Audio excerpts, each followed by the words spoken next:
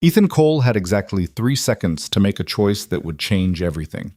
Across the glittering Manhattan ballroom, his ex-wife's predatory smile cut through the crowd like a knife. She was coming for him, coming for his daughter, his carefully rebuilt life, everything he'd fought to protect since the divorce. His heart hammered against his ribs as panic flooded his system. Without thinking, he turned to the woman who'd stood beside him through every battle, every sleepless night, every impossible decision. "Ava," he whispered, his voice breaking, "kiss me. Right now." Want to know what happens next? Stay until the end, hit that like button, and comment what city you're watching from so I can see how far this story travels. The Albright Museum Gala was the kind of event where Manhattan's elite gathered to congratulate themselves on their generosity while sipping champagne that cost more than most people's monthly rent. Crystal chandeliers cast prismatic light across marble floors, and the air hummed with the carefully modulated conversations of people who measured their words as precisely as their stock portfolios. Ethan Cole stood near a Rothko painting worth $8 million, feeling more out of place than he had in years. At 32, he'd built a tech company from nothing, survived a brutal divorce, and somehow managed to raise a 6-year-old daughter who still believed in magic. Tonight, he wore a Tom Ford tuxedo that fit perfectly, but felt like armor. Necessary protection in a room full of people who smiled with their mouths but calculated with their eyes. "You look like you're about to bolt," Ava Kim said, appearing at his elbow with 2 glasses of champagne. She handed him one, her dark eyes sparkling with amusement. "We've been here 20 minutes, and you've already checked your phone 6 times. 7, Ethan corrected, managing a smile. Lily texted a photo of the pillow fort she built with Mrs. Chen. It has a moat made of stuffed animals. Ava laughed, the sound genuine and warm in a room full of practiced charm. She wore a midnight blue dress that made her look like she belonged among the art, elegant and timeless. At 31, she'd built her own reputation as a strategic consultant whose insights had saved more than one Fortune 500 company from disaster. But to Ethan, she was still the same girl who'd shared her lunch with him in college when he couldn't afford to eat, who'd stayed up all night helping him code his first app, who'd held his hand in the hospital when Lily was born. "Mrs. Chen sent me the same photo," Ava said, with a message that said, and I quote, "Your goddaughter is a genius, but she refuses to sleep." "She gets that from me," Ethan said, his smile fading slightly. "The refusing to sleep part, anyway. The genius is all her own." Ava studied him with the careful attention she'd always given him, the kind that saw past the successful entrepreneur to the man who still woke up at 3 in the morning wondering if he was doing everything wrong. "You're worried about something. What is it?" Before Ethan could answer, the temperature in the room seemed to drop. He saw her before she saw him. Vanessa Hale moved through the crowd like a shark through water, beautiful, predatory, and completely aware of the effect she had on every person she passed. At 35, she'd perfected the art of weaponizing elegance. Her red dress was cut to devastate, her blonde hair swept into an intricate updo that probably cost more than most people's car payments. Diamond earrings caught the light as she tilted her head, laughing at something a silver-haired man said, her hand resting possessively on his arm. Ethan's entire body went rigid. "Shit," Ava breathed, following his gaze. "What is she doing here?" "I don't know." Ethan's voice came out tight, controlled. "She wasn't on the guest list. I checked." "Of course you checked." Ava moved slightly closer, a gesture of solidarity that Ethan felt in his bones. "Do you want to leave?" "I can't." He forced himself to take a slow breath, to remember the techniques his therapist had taught him for moments like this. "If I run every time she shows up, she wins. Again." Vanessa's laugh carried across the room, bright and brittle as breaking glass. The man she was talking to was Richard Albright himself, the museum's primary benefactor, and a man whose connections could open or close doors across Manhattan's business landscape. Of course she'd found a way to get invited. Of course she'd positioned herself exactly where Ethan couldn't avoid seeing her. "She hasn't spotted you yet," Ava said quietly. "We could move to the other side of the room, stay out of her sightline." Ethan shook his head. "She knows I'm here. She probably knew before I did. This is deliberate, Ava. Everything Vanessa does is deliberate." The words tasted bitter, familiar. He'd spent 3 years married to Vanessa, and another 2 trying to understand how he'd been so blind to what she really was. She'd seemed perfect when they met. brilliant, sophisticated, interested in his work in a way that felt like genuine partnership. She'd swept into his life at a moment when he was vulnerable, when the woman he really loved had just moved to Singapore for a job opportunity, when he'd convinced himself that friendship was all he and Ava could ever be. Marrying Vanessa had been the biggest mistake of his life. Not because it gave him Lily. His daughter was the best thing that had ever happened to him. But because he'd known, even as he said his vows, that he was settling, that he was choosing safety over truth, that he was too afraid to risk losing Ava's friendship by telling her he'd been in love with her since the day they met. Ethan. Ava's voice pulled him back to the present. She's looking this way. He turned his head slightly, just enough to catch Vanessa's gaze across the room. For a moment, their eyes locked, and he saw the calculation there, the cold assessment that he remembered too well. She smiled, a small private curve of her lips that had nothing to do with warmth and everything to do with victory. Then she excused herself from Richard Albright and began walking toward them. "Fuck," Ethan muttered, a word he rarely used but which felt entirely appropriate for the situation. "We can handle this," Ava said, but he could hear the tension in her voice. She'd seen enough of Vanessa's games to know how they played out. Ethan's mind raced. Vanessa wouldn't make a scene. She was too smart for that. But she'd find a way to dig under his skin, to remind him of everything he'd lost in the divorce, to make him feel small and defensive and exactly as powerless as he'd felt during their marriage. She'd probably ask about Lily, using his daughter as a weapon the way she always did, reminding him that she could request increased custody anytime she wanted, that the only reason she didn't was because it suited her current lifestyle to be a part-time mother. The crowd between them thinned. Vanessa was 30 feet away. 25. 20. "Ethan." Ava's voice was urgent now. "What are you going to do?" He looked at her, really looked at her. Ava had been there for everything. Every late-night crisis when Lily was a baby and Vanessa disappeared to network at events that lasted until dawn. Every custody negotiation where Vanessa's lawyers tried to paint him as an unfit father. Every moment when he thought he couldn't do it anymore. When the weight of single parenthood and building a company and surviving his own mistakes felt like too much to carry. Ava had never wavered, never judged, never asked for anything except to be allowed to help. And Ethan had been in love with her for 15 years. The realization wasn't new. He'd always known it, the way he knew his own heartbeat.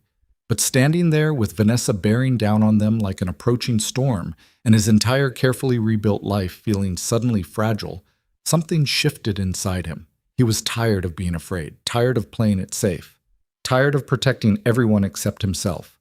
Vanessa was 15 feet away. Her smile had widened, anticipation bright in her eyes. Ethan made his choice. "Kiss me," he said to Ava, his voice low and desperate. "Right now." Ava's eyes went wide.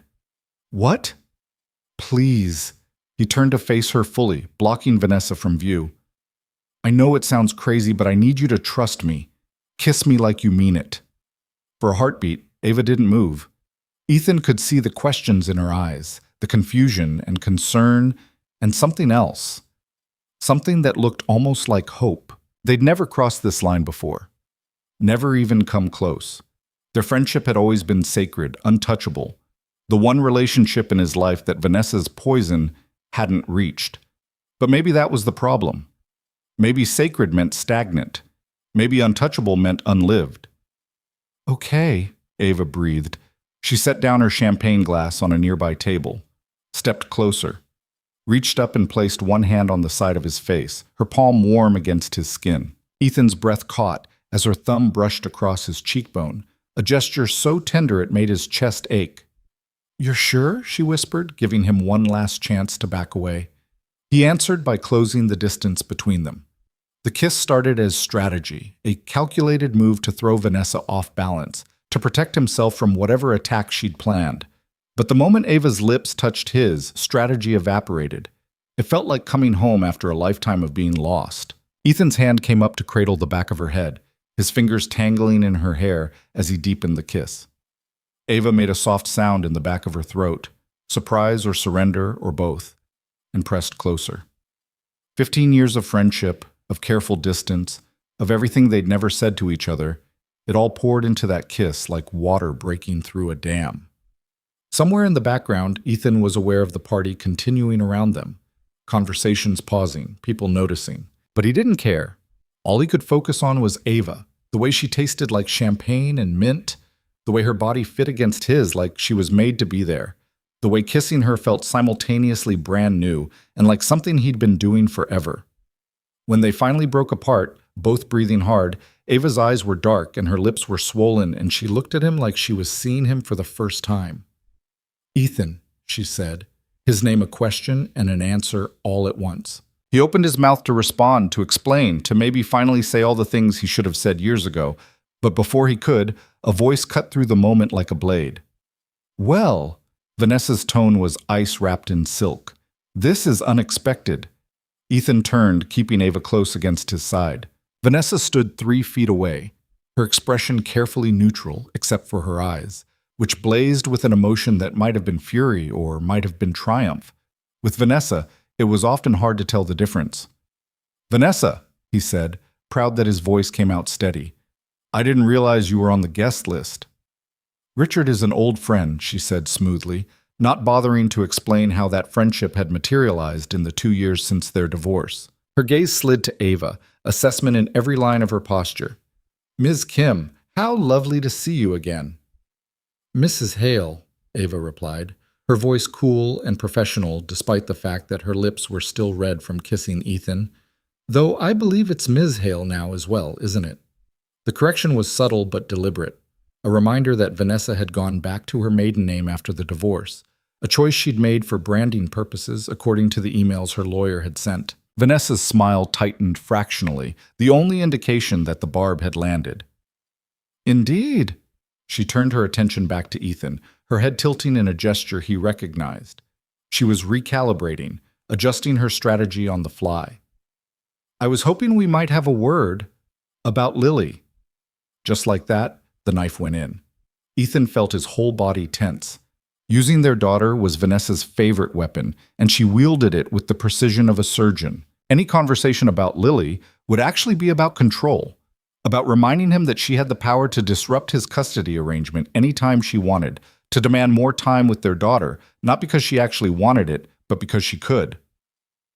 "Lily is fine," Ethan said firmly. "If you want to discuss her schedule, you can call my lawyer like we agreed." "Oh, this isn't about schedules."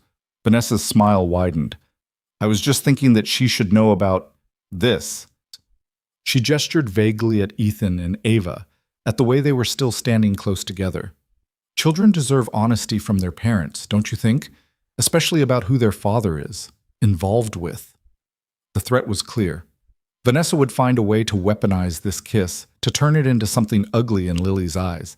She'd plant seeds of doubt about Ava, about whether this relationship was appropriate, about whether Ethan was making good choices for their daughter. Never mind that Ava had been more of a mother to Lily in 6 years than Vanessa had ever tried to be. Never mind that Lily adored her godmother and lit up every time Ava walked into a room. "There's nothing inappropriate happening here," Ethan said, keeping his voice level through sheer force of will.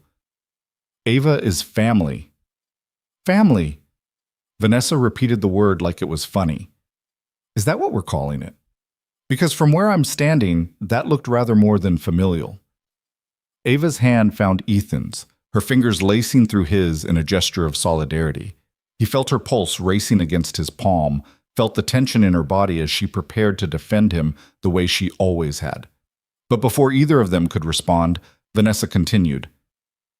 "I'm not judging," she said, her tone suggesting the exact opposite.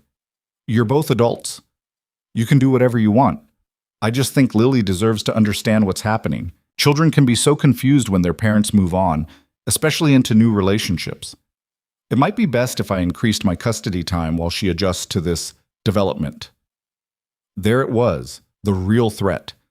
Vanessa didn't give a damn about Lily's emotional well-being. She'd proven that over and over during their marriage and after. But she knew exactly how to use their daughter to maintain control over Ethan, to keep him off balance and defensive. "That won't be necessary," Ethan said, his voice harder now. "Lily is happy and thriving. Our current arrangement works well for everyone." "Does it?" Vanessa's eyebrows lifted delicately. "Because I heard from Richard that your company is pursuing a rather aggressive expansion. New offices in 3 cities, wasn't it? That's going to require quite a bit of travel. I imagine it might be difficult to maintain your current level of hands-on parenting. Ethan's jaw clenched. Of course, she'd already gathered intelligence on his business plans. Of course, she'd found a way to turn his professional success into ammunition against his parenting. This was what Vanessa did. She researched, she strategized, she identified vulnerabilities and exploited them with ruthless efficiency. My business and my parenting are both going fine, he said, and they're none of your concern.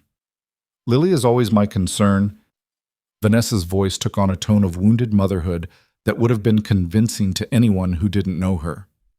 I just want what's best for her.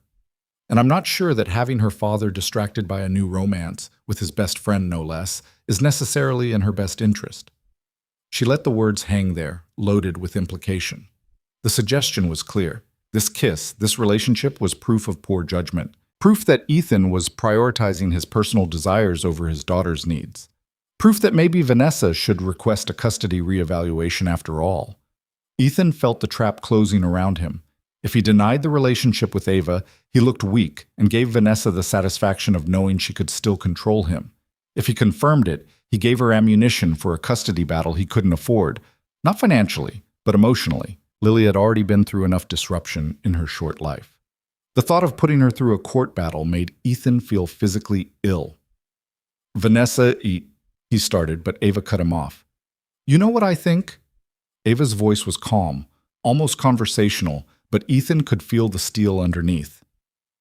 I think Lily is lucky to have a father who puts her first every single day, who leaves work early to make it to her dance recitals, who knows all her friends' names and her favorite bedtime stories and exactly how she likes her sandwiches cut, who has never, not once, put his own convenience ahead of her well-being.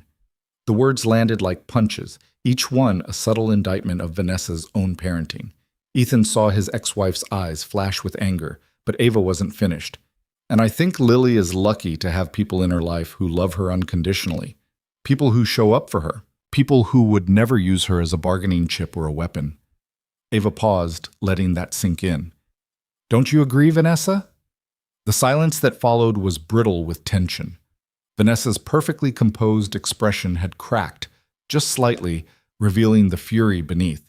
She didn't like being challenged, especially not in public, especially not by someone she'd always dismissed as merely Ethan's loyal sidekick. Of course, Vanessa said finally, her smile returning but not reaching her eyes. I'm glad Lily has such devoted supporters in her life. Though I do wonder, Ms. Kim, whether your devotion might be slightly compromised now that you're personally involved with her father. It does create certain conflicts of interest, doesn't it? There are no conflicts, Ava said firmly. My relationship with Lily has always been separate from my friendship with Ethan. That hasn't changed. Hasn't it? Vanessa's gaze moved between them, calculating. Well, I suppose we'll see. I should let you two get back to your evening. Ethan, do give Lily my love. I'll be calling my lawyer tomorrow to discuss adjustments to our custody arrangement, just to ensure everything is properly documented, you understand. For Lily's sake.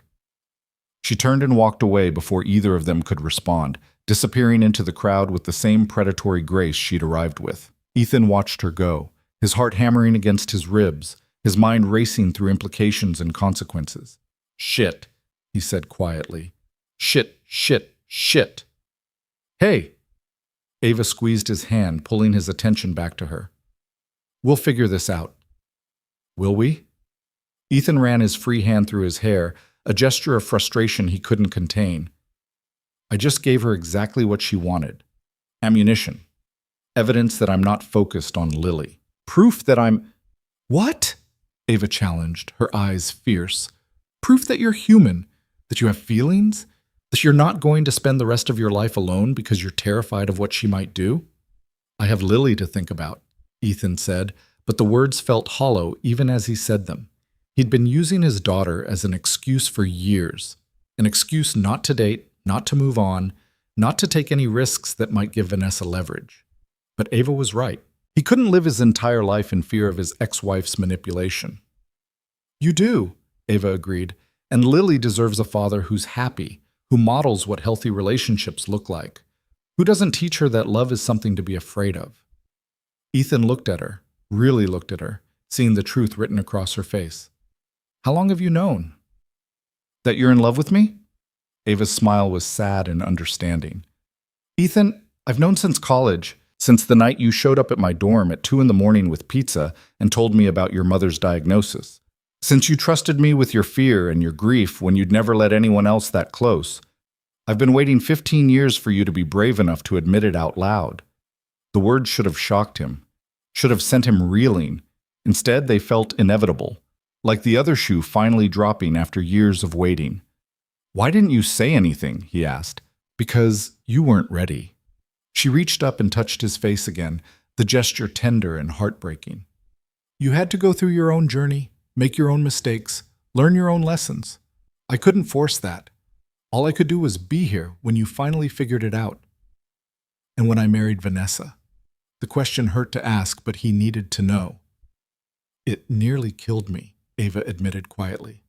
But I knew you were running scared. You'd just lost your mom, and I'd gotten that job offer in Singapore, and you were terrified of being alone. Vanessa was there, and she was interested, and you convinced yourself that was enough. I wanted to scream at you that you were making a mistake.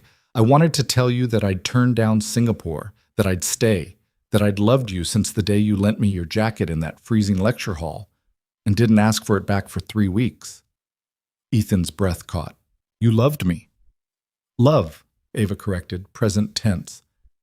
I love you. I've always loved you. I just learned a long time ago that love isn't about possession. It's about being willing to let someone find their own way, even if it breaks your heart to watch. They stood there in the middle of the gala, surrounded by Manhattan's elite and priceless art, and Ethan felt his entire world realigning around this truth he'd been avoiding for 15 years. He'd wasted so much time, made so many wrong choices, hurt them both in ways he was only beginning to understand. I don't know what to do, he confessed, the admission feeling like defeat and relief in equal measure. I want this. I want you. But Vanessa's gonna make it hell, Ava. She'll drag you into court battles and custody disputes and… Let her, Ava said simply. I'm not afraid of Vanessa. You should be. Ethan's voice was grim. You don't know what she's capable of. Yes, I do. Ava's expression hardened. I was there for all of it, remember? I saw how she isolated you from your friends, how she criticized every decision you made about Lily, how she used money and threats and manipulation to try to control every aspect of your life. I saw all of it, Ethan, and I'm still standing here telling you that I'm not going anywhere. Something cracked open in Ethan's chest, some protective wall he'd built around his heart after the divorce. Ava wasn't just saying she loved him, she was saying she'd fight for him, for them, for the possibility of something real and lasting and brave. She threatened to destroy your career, he said, needing her to understand the stakes. You heard her. She'll find a way to connect you to my company, to make it look like there's been something inappropriate going on for years. She'll leak stories to the press, manufacture scandals, turn your professional reputation into collateral damage, just to get at me. I've built my career on integrity, Ava said. Anyone who knows my work knows that. And anyone who matters won't believe whatever lies Vanessa tries to spread. But what if… Ethan, Ava cut him off gently but firmly. You're doing it again. You're catastrophizing. You're so busy imagining worst-case scenarios that you're missing what's actually happening right now. What's happening right now? He asked, though part of him already knew the answer. Right now, you kissed me, Ava said, her voice soft. And it was real. It was 15 years of waiting, finally turning into something we can touch. Right now, Vanessa is scared, which is why she's threatening and posturing. She knows she's losing control over you, and that terrifies her because control is all she understands. And right now, we have a choice. What choice? We can let her fear win, Ava said. We can step back from this, pretend it didn't happen, go back to being just friends because it's safer. Or we can choose courage. We can choose each other. We can choose to build something real, even if it's messy and complicated and scary. Ethan's phone buzzed in his pocket. He pulled it out, saw a text from Mrs. Chen with another photo of Lily, this one showing his daughter sound asleep in her pillow fort, her face peaceful and content. The caption read, "Finally crashed. This one's going to be a force of nature when she grows up. just like her dad. He showed the photo to Ava, watching her face soften as she looked at it. "She's incredible," Ava murmured. "You've done such an amazing job with her, Ethan." "We've done an amazing job," Ethan corrected. "You're as much her family as I am." "Then let's keep being her family," Ava said. "Let's show her what it looks like when adults make brave choices. When they choose love instead of fear. When they refuse to let bullies and manipulators dictate how they live their lives." Ethan looked around the gala at the crystalline perfection of it all, at the carefully maintained facades and the unspoken rules about what was acceptable and what wasn't. He thought about all the years he'd spent trying to fit into these spaces, trying to prove that a kid from a working-class background could build something that mattered, could be someone who belonged. But maybe belonging wasn't about fitting into someone else's definition of success. Maybe it was about creating a life authentic enough that fitting in became irrelevant. "I'm terrified," he admitted to Ava. "Not of Vanessa, though she terrifies me too. I'm terrified of screwing this up, of losing you the way I've lost everything else good in my life." "You're not going to lose me," Ava promised. "I've been here through everything, Ethan. Through your marriage to someone else, through your divorce, through every 3 a.m. panic attack about whether you're being a good enough father, through every business crisis and personal disaster. If I was going to leave, I would have done it years ago." "Why didn't you?" The question came out raw, vulnerable, in a way Ethan rarely allowed himself to be. "Because love isn't a transaction," Ava said simply. "It's not something I give conditionally, waiting for you to earn it or prove you deserve it. I love you because of who you are, the man who learned to code because he wanted to build something that would make his mother proud. The father who turns every bedtime into an adventure because he wants his daughter to feel safe and cherished. The friend who shows up for people even when it costs him. That's who you are, Ethan. That's who you've always been. And that's who I'm choosing." Ethan felt tears sting his eyes, emotion overwhelming him in a way it rarely did. He'd spent so long being strong, being the one who held everything together, being the man who never broke no matter how much pressure he was under. But standing there with Ava, he didn't have to be that man. He could just be himself, scared and hopeful, and desperately in love with the woman who'd seen him at his worst and stayed anyway. "I choose you too," he said, the words feeling both terrifying and right. "I should have chosen you 15 years ago. I should have been brave enough to risk everything for the chance to be with you. But I'm choosing you now, Ava. I'm choosing us." She smiled, her eyes bright with tears of her own. "Then let's get out of here. Let's go home to Lily and Mrs. Chen and the pillow fort with the stuffed animal moat. Let's start figuring out what this looks like when we stop being afraid." Ethan nodded, but before they could move, his phone buzzed again. This time, it wasn't Mrs. Chen. It was a number he didn't recognize, followed by a text message that made his blood run cold. "Enjoyed seeing you tonight. We should talk soon about Lily's future. And yours. I think you'll find I have some interesting information about Ms. Bashan. Kim's recent consulting work with your competitors. Information that could raise questions about conflicts of interest. Call me tomorrow. We have so much to discuss." V.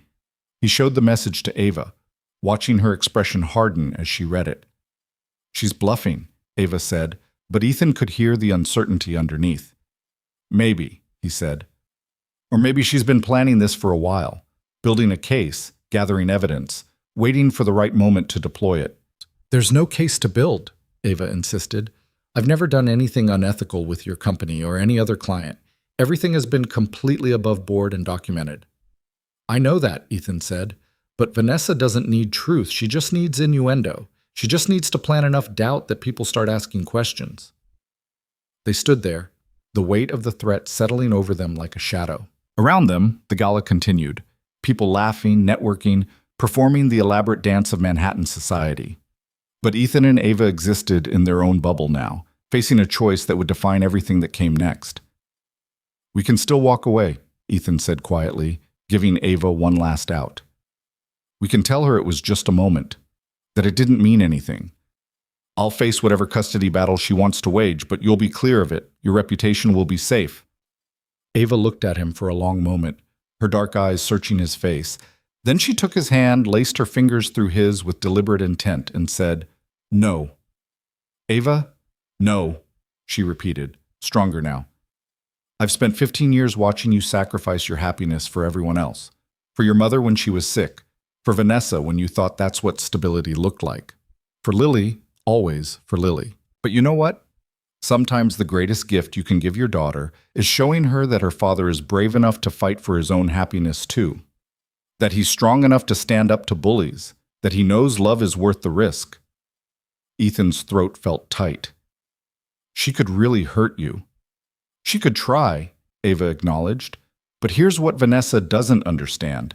I didn't build my career by playing it safe. I built it by being smarter, working harder, and having more integrity than anyone else in the room. If she wants to come after me, she's going to find out exactly how much fight I have in me. Despite everything, the threats, the fear, the complexity of what they were facing, Ethan felt himself smile. This was Ava at her core, fierce, principled, unshakable, when it came to protecting the people she loved. It was one of the 1,000 reasons he'd fallen for her in the first place. Okay, he said, then we do this together. Whatever comes next, we face it together. Together, Ava agreed. They left the gala hand in hand, walking out into the cool Manhattan night. Behind them, the museum glowed with artificial light and artificial conversation. Ahead of them, the city stretched out in all its chaotic possibility, millions of lives intersecting, millions of stories unfolding, millions of choices being made every second. As they stood on the sidewalk waiting for Ethan's car to arrive, Ava leaned into him, her head resting against his shoulder in a gesture that felt both brand new and achingly familiar. We're going to be okay, she said quietly. How do you know? Ethan asked. Because we always have been, Ava replied. Every crisis, every disaster, every impossible situation, we've survived all of it, together. This is just one more thing we'll get through. Ethan wanted to believe her, wanted to trust that love and courage would be enough to protect them from whatever Vanessa had planned. But he'd learned the hard way that wanting something didn't make it true. That hope, no matter how fierce, couldn't always shield you from the people determined to tear you down. His car pulled up, and they slid into the back seat. As the driver pulled away from the museum, Ethan looked back one last time, seeing the lit windows and the beautiful people inside. For years, he'd wanted to belong to that world, had worked himself to exhaustion trying to prove he deserved a place among Manhattan's elite. But sitting there with Ava's hand in his, feeling the warmth of her presence beside him, Ethan realized that he'd been chasing the wrong thing all along. Belonging didn't come from wealth or status or success. It came from finding the people who saw you, really saw you, and chose to stay anyway. It came from building something real with someone brave enough to fight for it. Whatever happened next, whatever threats Vanessa made or battles they had to fight, Ethan knew one thing with absolute certainty. He was done running from the truth. Done letting fear make his choices for him. Done pretending that protecting everyone else meant he had to abandon himself. For the first time in 15 years, Ethan Cole was choosing courage over safety. And the woman sitting beside him, her fingers laced through his, had been waiting for exactly that choice all along. The car moved through Manhattan's late-night streets, headlights cutting through shadows as the city pulsed with its endless energy. Ethan stared out the window, watching storefronts and apartments blur past, his mind replaying Vanessa's threat on an endless loop. Beside him, Ava was quiet, her thumb tracing absent circles on the back of his hand, a gesture of comfort she'd done 1,000 times before. But tonight it felt different, weighted with everything they'd just acknowledged, everything they were about to risk. Tell me what you're thinking, Ava said finally, her voice soft in the leather-scented darkness of the car. Ethan turned to look at her, seeing his own uncertainty reflected in her eyes. I'm thinking that I should have seen this coming. Vanessa never lets go of anything without a fight. I should have known that moving on, actually moving on, would trigger her. You couldn't have predicted she'd be at the gala. Couldn't I? Ethan's laugh was bitter. She spent 2 years monitoring every aspect of my life. Where I go, who I see, what deals my company is pursuing. Of course she knew about the gala. Of course she found a way to be there. Ava shifted in her seat, turning to face him more fully. Then we need to figure out what she actually knows. That text mentioned my consulting work with your competitors, but that's not exactly secret information. I've worked with half the tech companies in Manhattan. It's what I do. But she'll twist it, Ethan said. She'll make it look like there's been something inappropriate going on, like you've been feeding me inside information or using our friendship to create conflicts of interest. It doesn't have to be true, Ava. It just has to be believable enough to raise questions. Let her try. Ava's jaw set with determination. I have documentation for every project I've ever worked on, client confidentiality agreements, ethics disclosures, legal reviews. If Vanessa wants to wage a war over my professional integrity, she's going to lose. Ethan wanted to share her confidence, but he'd learned too much about how Vanessa operated. She didn't need to win in court. She just needed to create enough chaos to make him back down, to force him into defensive positions where protecting Ava meant abandoning what they'd started tonight. His phone buzzed again. Another message from the same unknown number. Still thinking about that call tomorrow? Let me make this easier. I have emails, dates, meeting logs. All very interesting timing, don't you think? How many of your business decisions coincided with Ms. Kim's consultations for your competitors?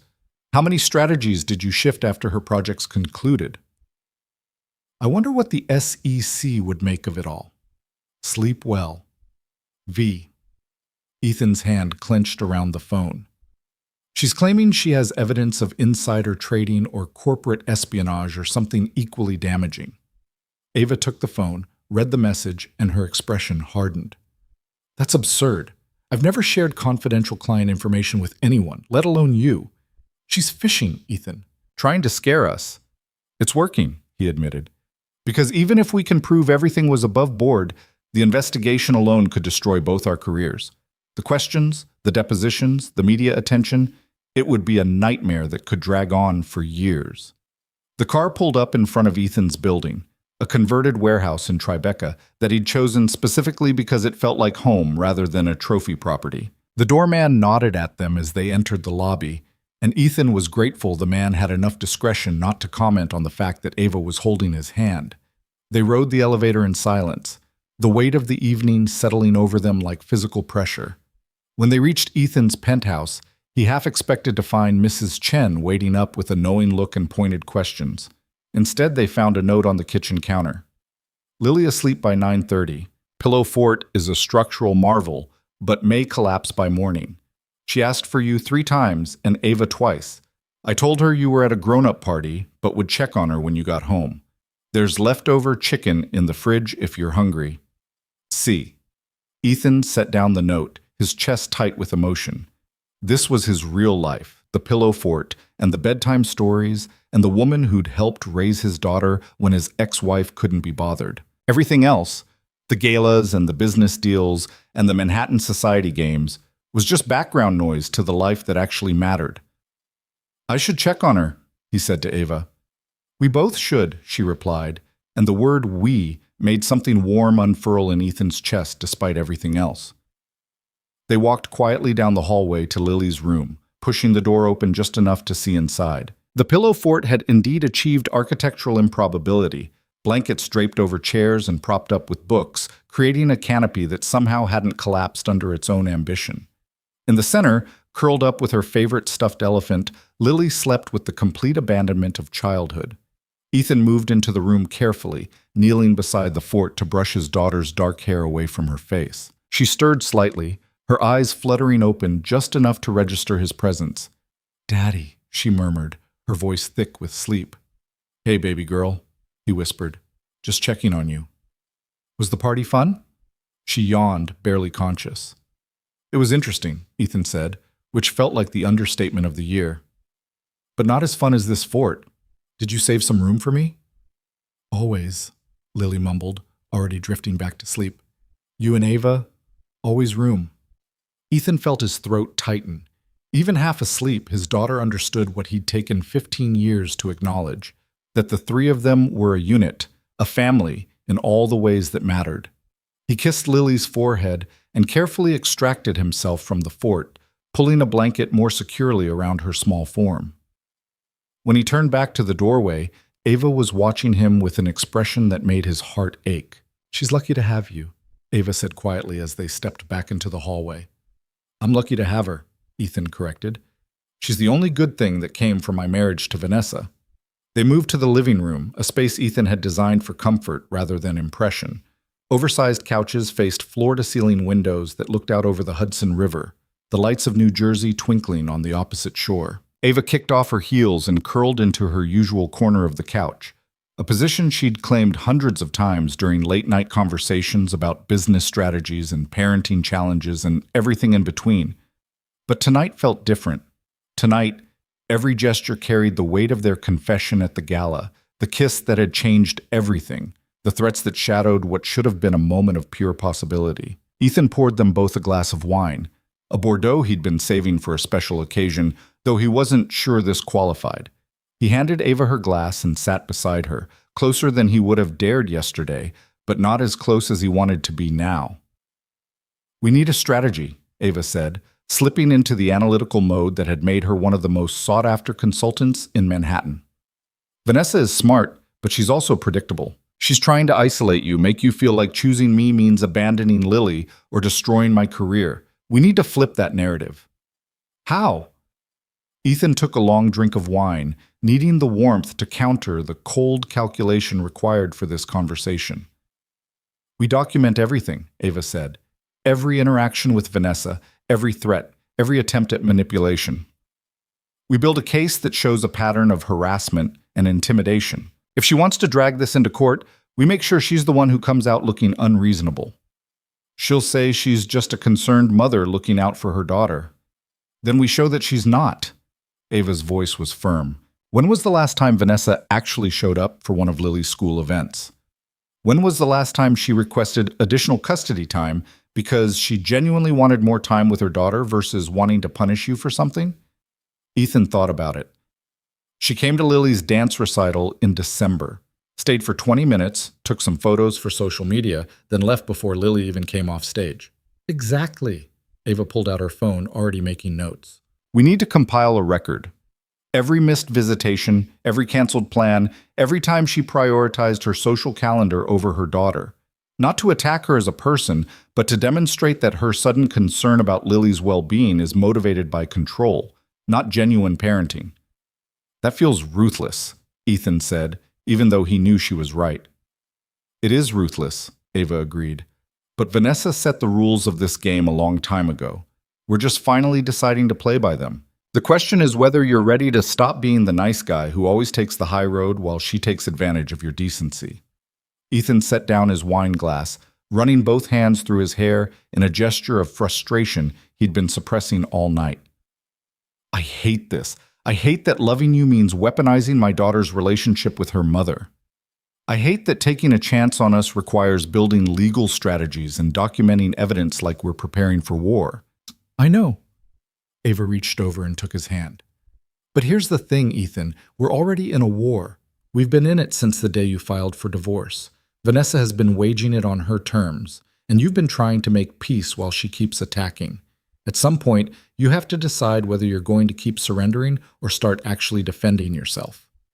The words stung because they were true. Ethan had spent 2 years trying to appease Vanessa, trying to keep the peace for Lily's sake, trying to prove he was the reasonable parent who put their daughter first. But all his efforts at diplomacy had only taught Vanessa that he'd back down whenever she applied enough pressure. "What about your career?" he asked. "If we fight this publicly, if it becomes a story, won't that damage your reputation?" "Maybe temporarily," Ava acknowledged. "But I've built my reputation on one thing: integrity. Anyone who actually knows my work knows that I don't cut corners or play games with client confidentiality. Yes, there might be some initial questions, some pearl clutching among the old guard who love a scandal, but the truth will come out. It always does." "You're really willing to risk that?" Ava looked at him steadily, her dark eyes reflecting the city lights streaming through the windows. "Ethan, I've spent 15 years watching you sacrifice your happiness for everyone else's comfort. I'm not going to let you do it again, especially not for someone who doesn't deserve your consideration. So yes, I'm willing to risk my reputation to fight for us. The question is whether you are." The challenge hung in the air between them. Ethan thought about all the choices that had led him to this moment: marrying Vanessa out of fear, staying in an unhappy marriage longer than he should have, accepting a divorce settlement that favored her because he was too tired to fight, spending 2 years walking on eggshells to avoid triggering her vindictive streak. He thought about Lily, sleeping peacefully in her pillow fort. trusting that her father would always make the right choices to protect her. And he thought about the kiss at the gala, how it had felt like finally coming home after years of being lost, how Ava had tasted like possibility and courage and everything he'd been too afraid to reach for. "I'm willing to fight," he said quietly, "but I need to understand what we're really up against." That message Vanessa sent mentioned emails and meeting logs. What if she actually has something that looks damaging, even if it's taken out of context? Ava was quiet for a moment, thinking. "Let me call David tomorrow. He's the attorney I use for contract reviews. He can help us figure out exactly what kind of evidence would actually constitute a conflict of interest versus what's just normal business interaction." "And what about the custody threat?" "That's harder," Ava admitted. "But Ethan, you're an incredible father. You have 2 years of documented primary custody where Lily has thrived. She's doing well in school. She has friends. She's happy and well-adjusted. Vanessa would have to prove that your relationship with me is somehow harmful to Lily, which is going to be pretty difficult when Lily already adores me. Vanessa will argue that the relationship is inappropriate, that I'm introducing romantic instability into Lily's life. Meanwhile, Vanessa has had how many boyfriends since the divorce?" Ava raised an eyebrow. "I seem to recall at least 3 different men being introduced as Mommy's special friend before disappearing from Lily's life entirely." Ethan felt a grim smile tug at his lips. 4, actually. There was that hedge fund manager she dated for 2 months before he got indicted for securities fraud. "Perfect," Ava said. "So we established that Vanessa has a pattern of introducing unstable relationships into Lily's life, while you've maintained consistency, and only now, after knowing me for 15 years, have acknowledged that our relationship has evolved. Any reasonable judge is going to see the difference." They talked strategy for another hour, Ava making notes on her phone while Ethan tried to remember every detail of his interactions with Vanessa since the divorce. It felt clinical and exhausting, reducing the emotional complexity of his failed marriage to bullet points and evidence categories. But it was also clarifying. For the first time since Vanessa had walked toward them at the gala, Ethan felt like he had some measure of control. "We should sleep," Ava said finally, stifling a yawn. "Tomorrow is going to be intense. Vanessa's going to expect a call, and we need to decide how to handle that." Ethan glanced at his watch. It was past 2 in the morning. "You should take the guest room. You've stayed over before when we've worked late." "Is that what you want?" Ava asked, and there was something in her voice, a vulnerability that reminded him she was taking just as much of a risk as he was. "What I want," Ethan said carefully, "is to ask you to stay with me. To fall asleep next to you and wake up knowing that last night wasn't just adrenaline or fear or temporary insanity. But I also don't want to rush this. We've waited 15 years. We can wait another night to do things right." Ava smiled, the expression tender and understanding. "You're a good man, Ethan Cole. Almost annoyingly good sometimes." "Is that a complaint?" "It's an observation," she said, standing and stretching. "But for the record, I would have stayed. I would have said yes to whatever you asked tonight, because I'm done pretending that what I feel for you is just friendship." The admission made Ethan's breath catch. He stood as well, closing the distance between them until they were standing close enough that he could see the flecks of gold in her dark eyes. "Tomorrow," he said, "after we deal with Vanessa and the lawyers and all the complicated logistics of our actual lives, I'm taking you to dinner, a real date. No business strategy, no crisis management, just us figuring out what this looks like when we're not in survival mode." "I'd like that," Ava said softly. Ethan kissed her then, gentle and deliberate and completely different from the desperate kiss at the gala. This was a promise rather than a distraction, a beginning rather than a tactic. Ava made a soft sound of contentment and melted into him, her arms winding around his neck as the kiss deepened. When they finally broke apart, both breathing harder, Ethan rested his forehead against hers. "Guest room," he said firmly, mostly to himself. "We're doing this right." "Annoyingly good," Ava repeated, but she was smiling as she said it. He walked her to the guest room, kissed her goodnight at the door like a teenager on a first date, and then forced himself to walk away to his own bedroom. Sleep was elusive. Every time he closed his eyes, he saw Vanessa's calculating smile, or replayed the threat she'd made, or imagined worst-case scenarios where everything he'd built came crashing down. At 4:30, he gave up and got out of bed. He checked on Lily, finding her still peacefully asleep in her pillow fort, then moved to his home office and started going through files. If they were going to build a case against Vanessa's manipulation, he needed documentation. Emails, text messages, every piece of evidence that showed her pattern of using Lily as a weapon. He was still working when dawn broke over the city, painting the Hudson River in shades of rose and gold. The sound of footsteps made him look up to find Ava in the doorway, wearing one of his old MIT sweatshirts that she must have found in the guest room closet. Her hair was tousled from sleep, and she looked simultaneously exhausted and determined. "You didn't sleep," she said. It wasn't a question. "Couldn't," Ethan admitted. "I've been going through everything: custody agreements, communication logs, financial records from the divorce. Ava, if Vanessa really does have something that looks like evidence of impropriety, we need to understand exactly what we're defending against." Ava moved into the office, perching on the edge of his desk. "What have you found?" "Nothing incriminating, which is good, but also nothing that definitively proves she's been manipulating the custody arrangement for control rather than genuine parenting concerns. A good lawyer could argue either way." "Then we need to force her hand," Ava said. "Instead of waiting for her to call you today with demands, we call her first. We tell her that we've documented her harassment from last night, that we're prepared to file a motion to modify the custody agreement to include clearer parameters around her ability to threaten legal action, and that if she has actual evidence of wrongdoing, she should present it now rather than continuing to make vague insinuations." Ethan stared at her. "That's incredibly aggressive." "Yes," Ava agreed, "because right now Vanessa thinks she holds all the cards. She thinks you're going to panic and back down like you always have. We need to show her that this time is different, that you're not just going to accept her threats and modify your behavior to appease her. What if she actually has something? What if there's some communication between us that looks questionable out of context? Then we deal with it," Ava said firmly. "But Ethan, I've been going through my own records this morning. Every interaction I've had with you regarding business has been documented, disclosed, and completely transparent.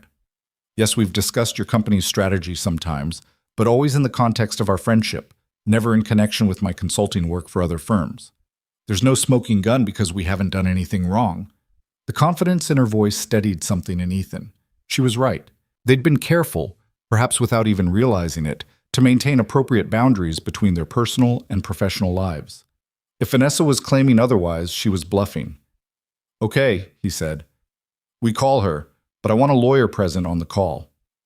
"Smart," Ava agreed. "Let me text David and see if he can make time this morning." While Ava worked her phone, Ethan heard sounds from the hallway, small feet padding toward the kitchen, followed by the unmistakable voice of his daughter talking to herself about breakfast choices. He smiled despite his exhaustion. Lily had inherited his tendency to narrate her own life, creating elaborate stories about even the most mundane activities. "I should check on her," he said. "We both should," Ava replied. And again that word "we" made everything feel both more complicated and more right. They found Lily standing on a stool in the kitchen, carefully pouring cereal into a bowl with intense concentration. She looked up when they entered, her face breaking into a smile that lit up the room. "Daddy! Ava! You're both here for breakfast." "We are," Ethan confirmed, moving to steady the cereal box as Lily poured. "How did you sleep?" "Really good. The fort held up all night. An elephant and I had dreams about flying." She turned to Ava with the serious expression she always got when sharing important information. "Did you know elephants can't actually fly in real life? But in dreams they can. I checked." "That's very thorough research," Ava said gravely, and Ethan felt his heart contract at the easy way she engaged with his daughter, never talking down or dismissing Lily's observations. They made breakfast together, scrambled eggs and toast alongside Lily's cereal, and for a few minutes Ethan let himself imagine that this was their normal. That every morning could start like this, the three of them moving around the kitchen in comfortable synchronization, Lily chattering about her dreams and her plans for the day. But reality intruded when his phone buzzed with a message from David Martinez, Ava's attorney, confirming he could take a conference call at 9:30. "I have to make some work calls this morning," Ethan told Lily, hating the way her face fell slightly. But this afternoon, how about we go to the park? Maybe bring Ava with us. Lily's expression transformed instantly. Can we feed the ducks? And go on the swings? And maybe get hot chocolate after? All of the above, Ethan promised.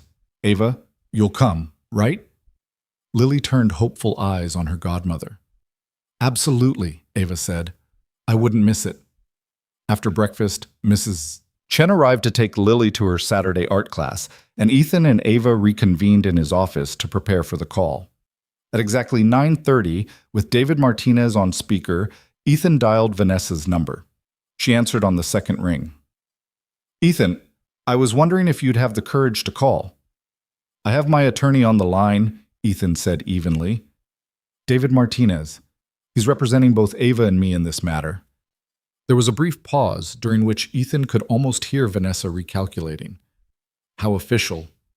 I'm not sure why you feel legal representation is necessary for a simple conversation about our daughter. This isn't about Lily, Ethan said. This is about the threats you made last night at the gala. The insinuations about Ava's professional conduct and your suggestions about modifying our custody arrangement. We want to address those directly. I don't recall making any threats, Vanessa said smoothly. I simply expressed some natural concerns about introducing new romantic relationships into Lily's life. Any parent would have similar concerns.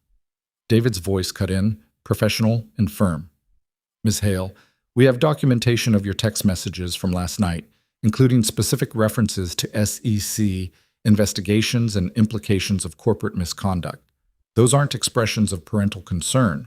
Those are threats of legal action based on allegations you've provided no evidence for. Another pause, longer this time. When Vanessa spoke again, her voice had lost some of its smooth confidence. I have information that raises questions about potential conflicts of interest between Ethan's company and Ms. Kim's consulting work. I think it's reasonable to explore whether, then present that information, David interrupted.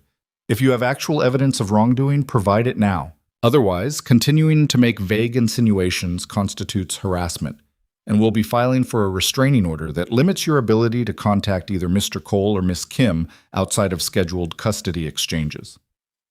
The silence that followed was electric with tension.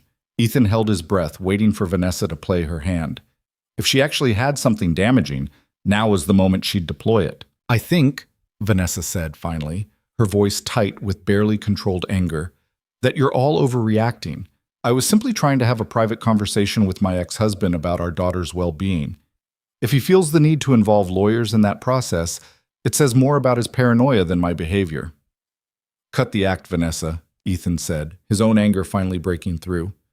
You've been using Lily as a weapon for 2 years. Every time I do something you don't like, you threaten custody modifications.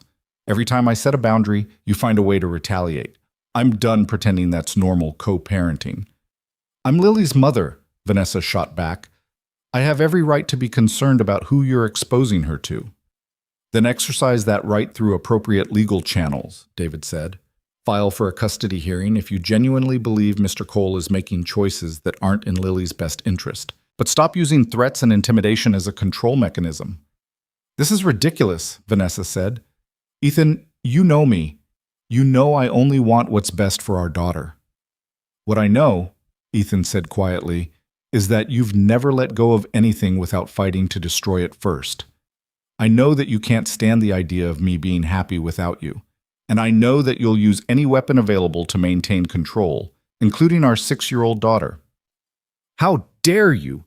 We're done, Vanessa, Ethan continued, feeling something inside him finally break free. You don't get to dictate my relationships anymore. You don't get to threaten the people I love. You don't get to use Lily as leverage to manipulate my choices. If you want to fight for increased custody, do it. If you want to pursue some fantasy investigation into non-existent corporate misconduct, go ahead. But understand that we will fight back with everything we have.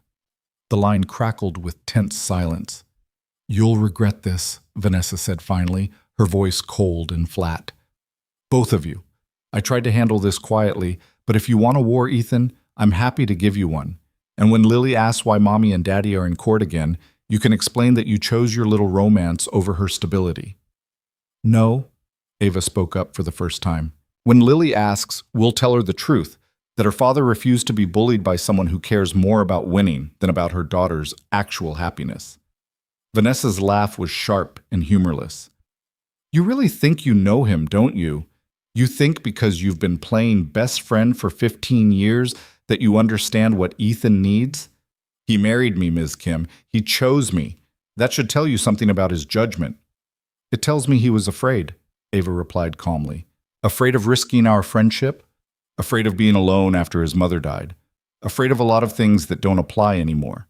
But thank you for the reminder of exactly why that marriage ended. We'll see how confident you are when the depositions start, Vanessa hissed. When every email, every meeting, every business decision gets scrutinized under oath. When your clients start wondering whether you can be trusted with confidential information.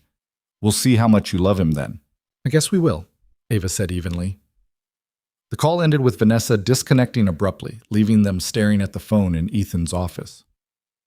Well, David said into the silence, that went about as expected. She's rattled, which is good, but she's also committed now. This is going to get ugly before it gets better. How ugly? Ethan asked. Hard to say. If she actually files for a custody modification, we'll need to compile evidence of Lily's well-being under your care and Vanessa's pattern of using custody as a control mechanism. If she pursues the corporate misconduct angle, we'll need comprehensive documentation of Ava's consulting work and your business decisions to demonstrate no actual conflicts of interest. Can she really drag this out for months? Ava asked. Years, potentially, David said grimly, especially if she's willing to burn money on legal fees just to make your lives difficult. The question is whether she actually wants to go through with it, or if she's hoping the threat alone will be enough to make you back down. Ethan looked at Ava, seeing his own determination reflected in her eyes. They'd crossed a line this morning, stood up to Vanessa in a way he'd never dared before. There was no going back now. We don't back down, he said firmly. Whatever she throws at us, we face it together, and we fight back. Good, David said. Then let's start building your case. I'm going to need access to custody logs, communication records, Ava's consulting contracts, and anything else that might be relevant. The more documentation we have, the stronger our position.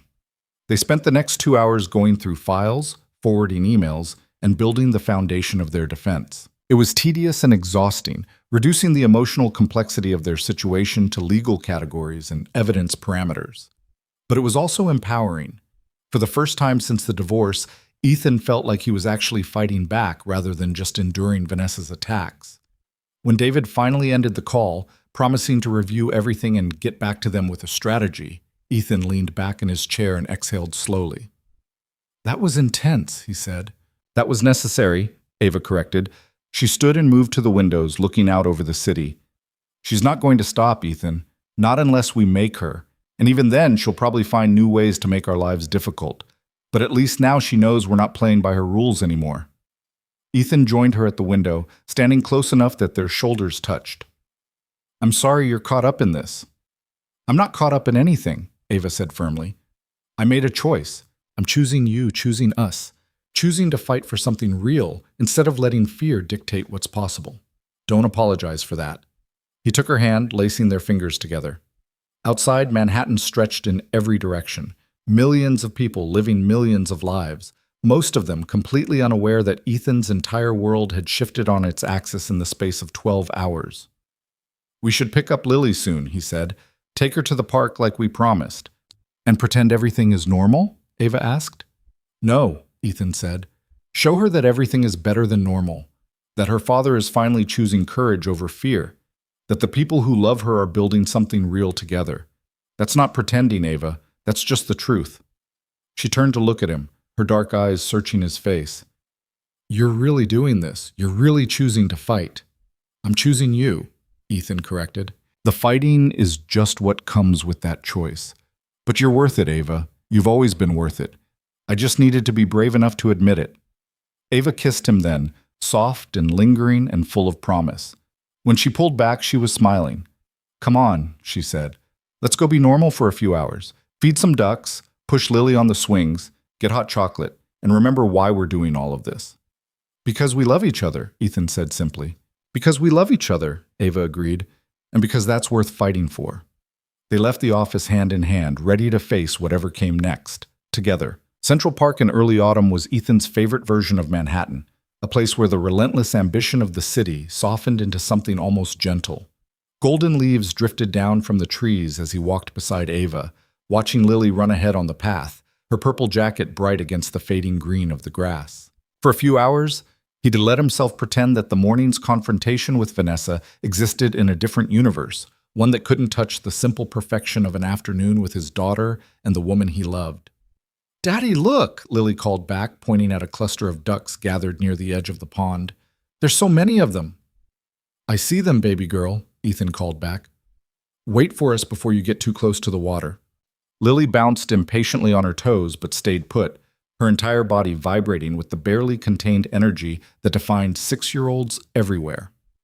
When they caught up to her, Ava pulled a bag of duck-appropriate feed from her purse. She'd stopped at a store on the way specifically to get it, because that's who Ava was, the person who thought of details that made moments special. "You came prepared," Ethan observed, warmth spreading through his chest at the gesture. "I always come prepared," Ava replied with a small smile. "You should know that by now." They settled on a bench while Lily distributed feed to the ducks with scientific precision, narrating her observations about which ducks were friendliest and which ones were a little bit rude but probably just hungry.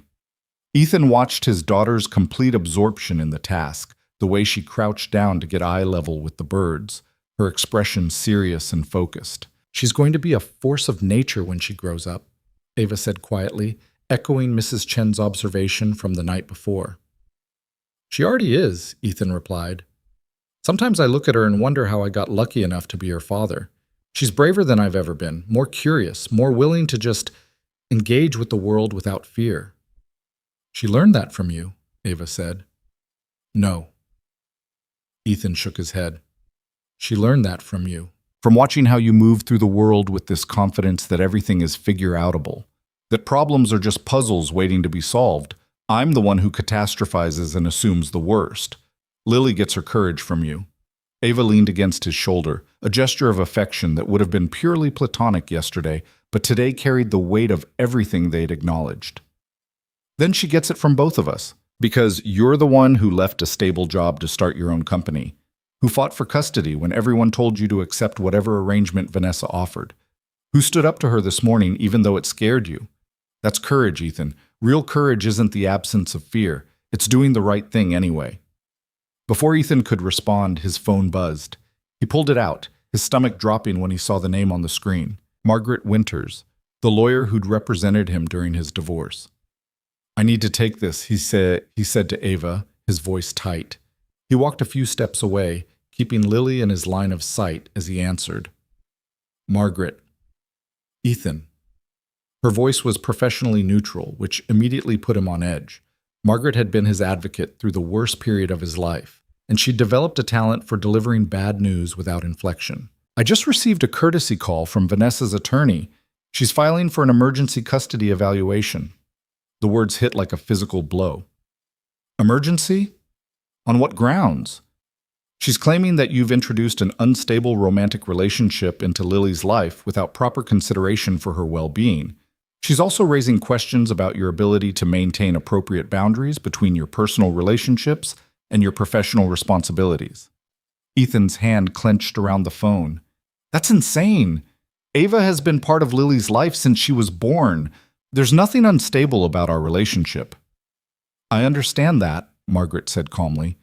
"But Vanessa is arguing that the romantic component is new and that Lily hasn't been properly prepared for this change.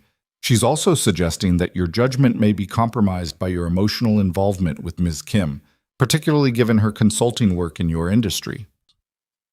"We addressed that this morning," Ethan said, forcing himself to breathe slowly. "David Martinez is representing both of us.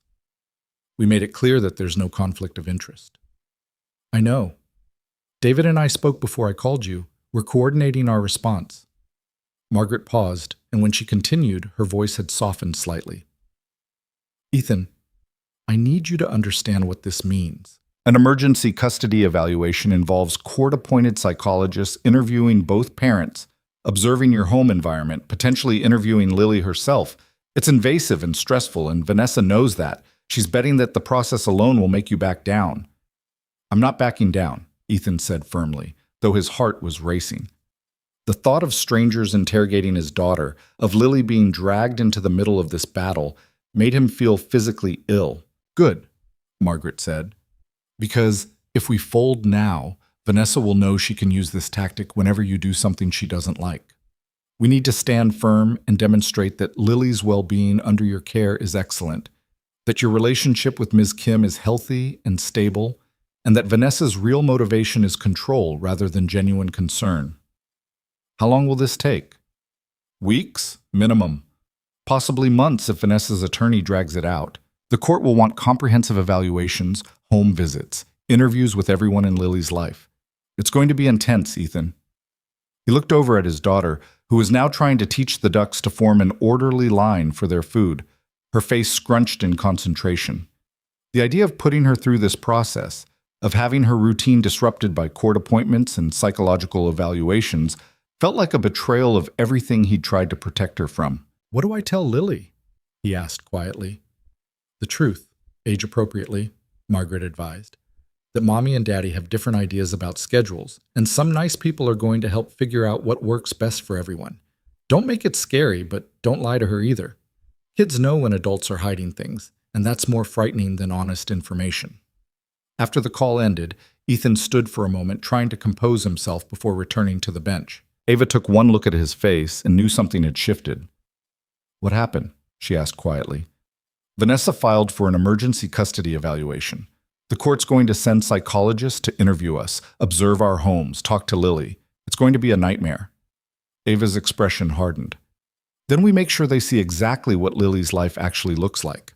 A father who puts her first every single day.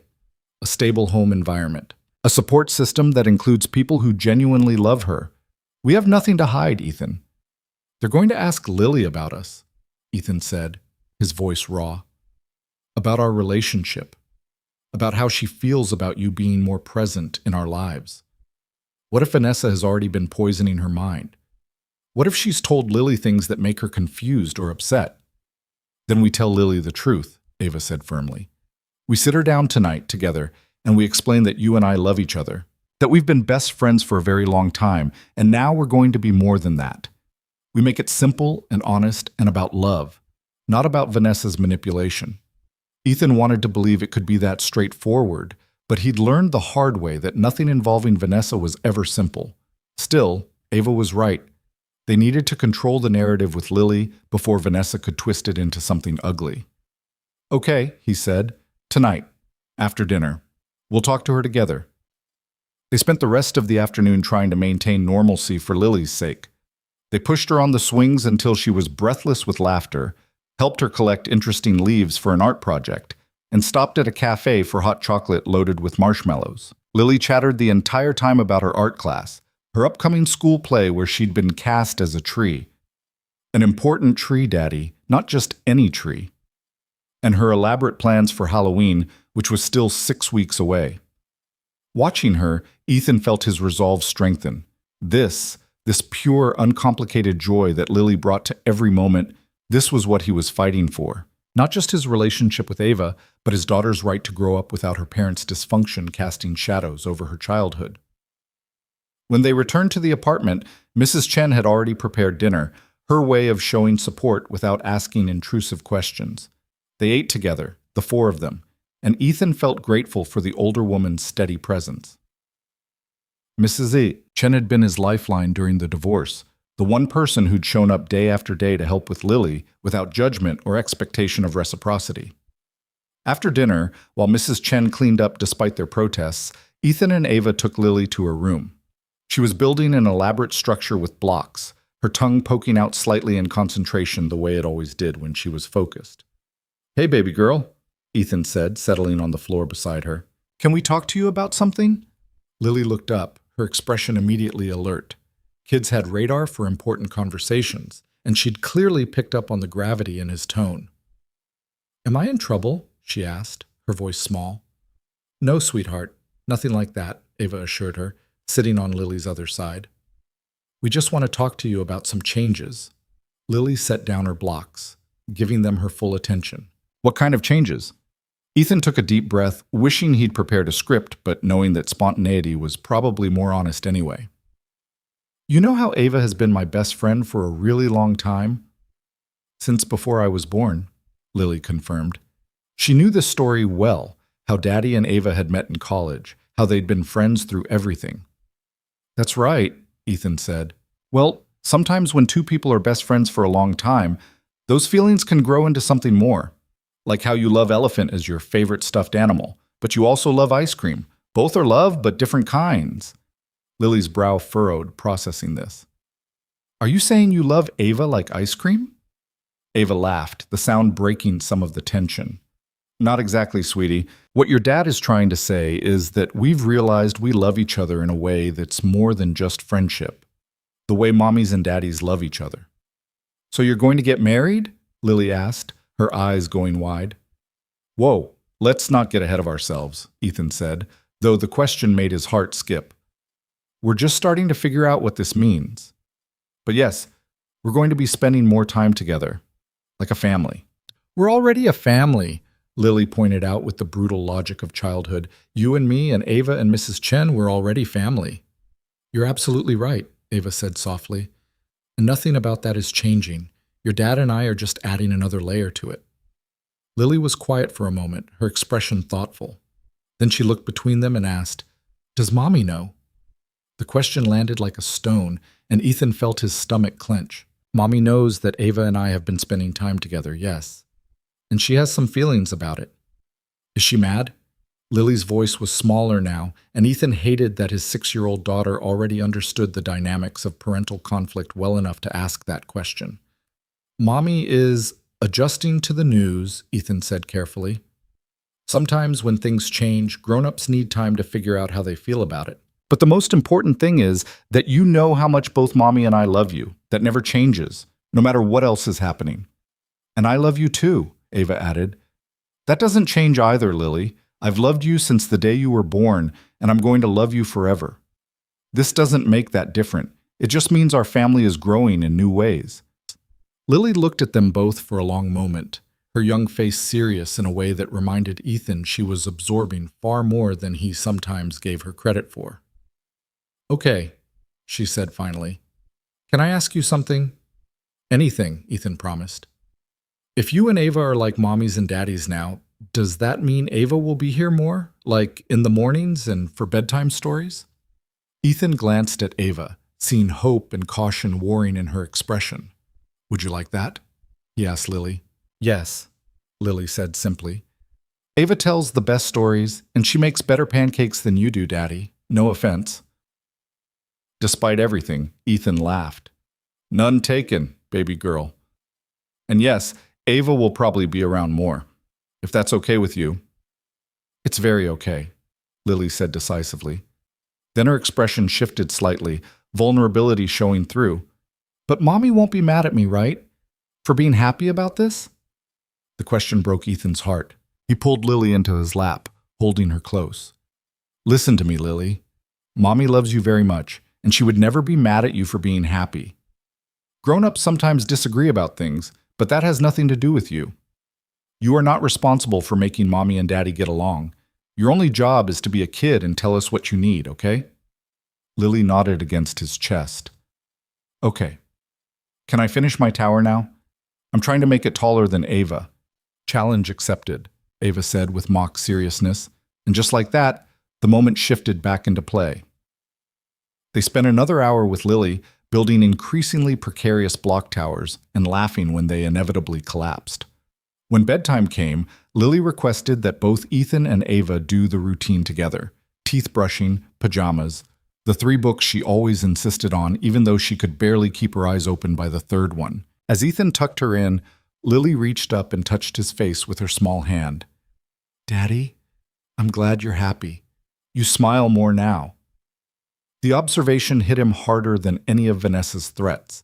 He thought he'd been hiding his unhappiness well, maintaining a cheerful facade for his daughter's benefit.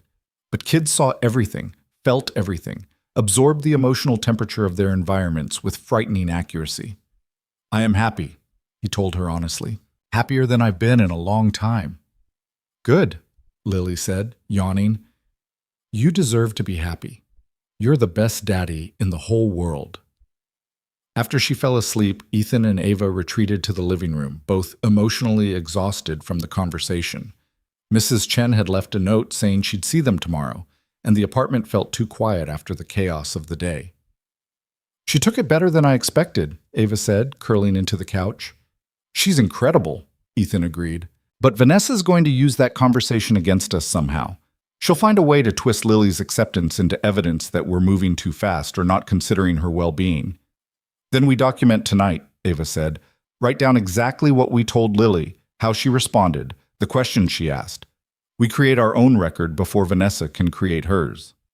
Ethan nodded, pulling out his phone to make notes. As he typed, his mind kept circling back to the custody evaluation, to the strangers who would soon be scrutinizing every aspect of his life as a father.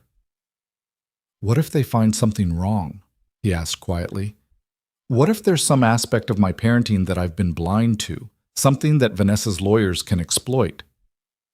Ethan, Ava's voice was firm.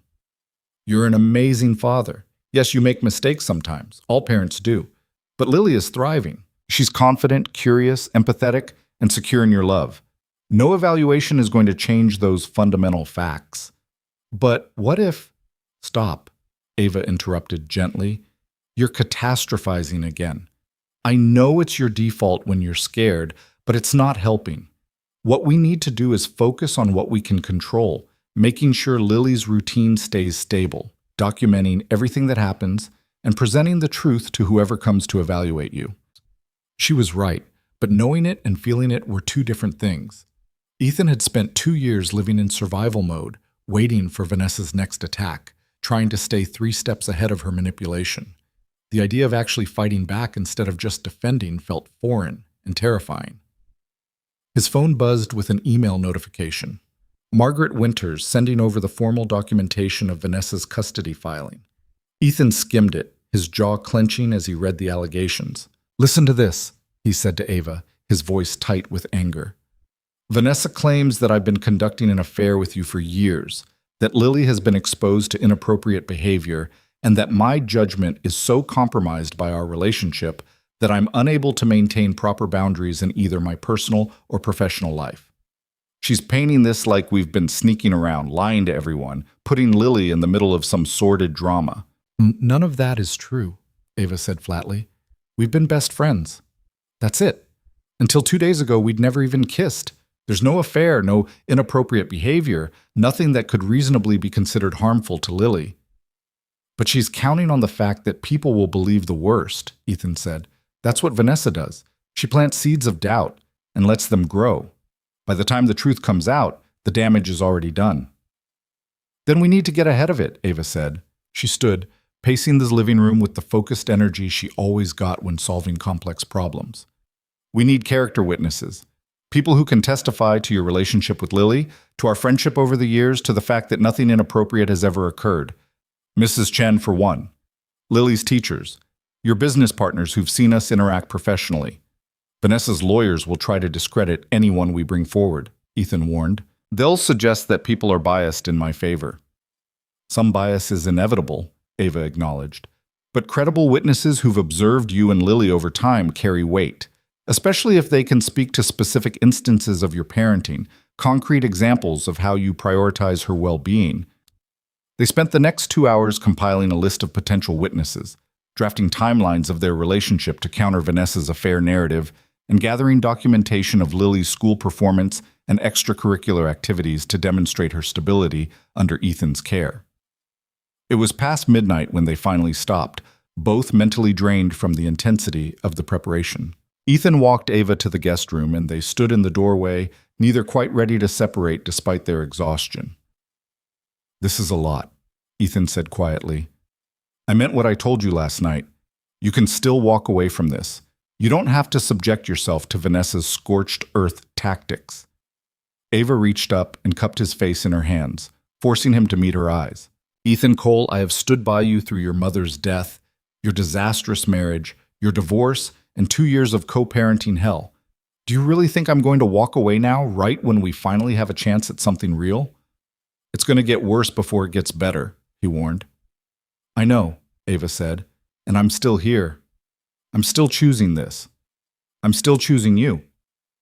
Ethan kissed her then, pouring all his gratitude and fear and love into the gesture. When they broke apart, he rested his forehead against hers. I don't know what I did to deserve you, he whispered. You were yourself, Ava replied simply. That's all you've ever needed to be. The next morning brought a return to routine, getting Lily ready for school, packing her lunch, walking her to the bus stop. But underneath the normalcy, tension hummed through Ethan's body like an electric current. Every time his phone buzzed, he expected another attack from Vanessa. Every interaction with Lily made him hyper-aware that evaluators would soon be watching, judging, measuring his every parenting decision against some invisible standard. After dropping Lily at school, he returned home to find Ava already on the phone with David Martinez, coordinating their legal strategy. She gestured for him to join her at the dining table, where she'd spread out documents and notes like a war room. David wants to file a countermotion, she said, covering the phone's mouthpiece, documenting Vanessa's pattern of harassment and requesting that any custody evaluation also examine her fitness as a parent. Won't that just escalate things? Ethan asked. Things are already escalated, Ava pointed out. The question is whether we're going to fight back or just accept her framing of the situation. Ethan thought about Lily's question from the night before, whether Vanessa would be mad at her for being happy. He thought about his daughter having to navigate her mother's manipulation while also trying to understand the changing dynamics of her family. And he thought about what he wanted to teach Lily about standing up for yourself, about refusing to let bullies dictate your choices. File the countermotion, he told Ava. She relayed the decision to David, and Ethan listened as they discussed strategy, timelines, potential witnesses. This was Ava at her best, analytical, strategic, unshakable in her conviction that problems could be solved through careful planning and execution. When the call ended, she turned to Ethan with an expression of grim satisfaction. David's filing this afternoon. He's also sending a letter to Vanessa's attorney outlining our position and making it clear that we're not going to be intimidated. What happens next? Ethan asked. The court will assign evaluators, probably within the next week. They'll schedule interviews with both you and Vanessa, home visits with Lily, possibly sessions with Lily alone to assess her emotional state. It's invasive and uncomfortable, but if we stay consistent and honest, the truth will come through. Ethan wanted to believe her, but he'd spent too long watching Vanessa manipulate situations to trust that truth alone would be enough. Still, what choice did they have except to move forward? His phone rang. Margaret this time. He answered on speaker so Ava could hear. Vanessa's attorney just contacted me, Margaret said without preamble. They want to schedule a mediation session before the court gets involved. They're claiming Vanessa would prefer to resolve this amicably. That's a trap, Ethan said immediately. Probably, Margaret agreed, but we can't refuse mediation without looking unreasonable. The court views it favorably when parents at least attempt to resolve custody disputes outside of litigation. What would mediation involve? Ava asked.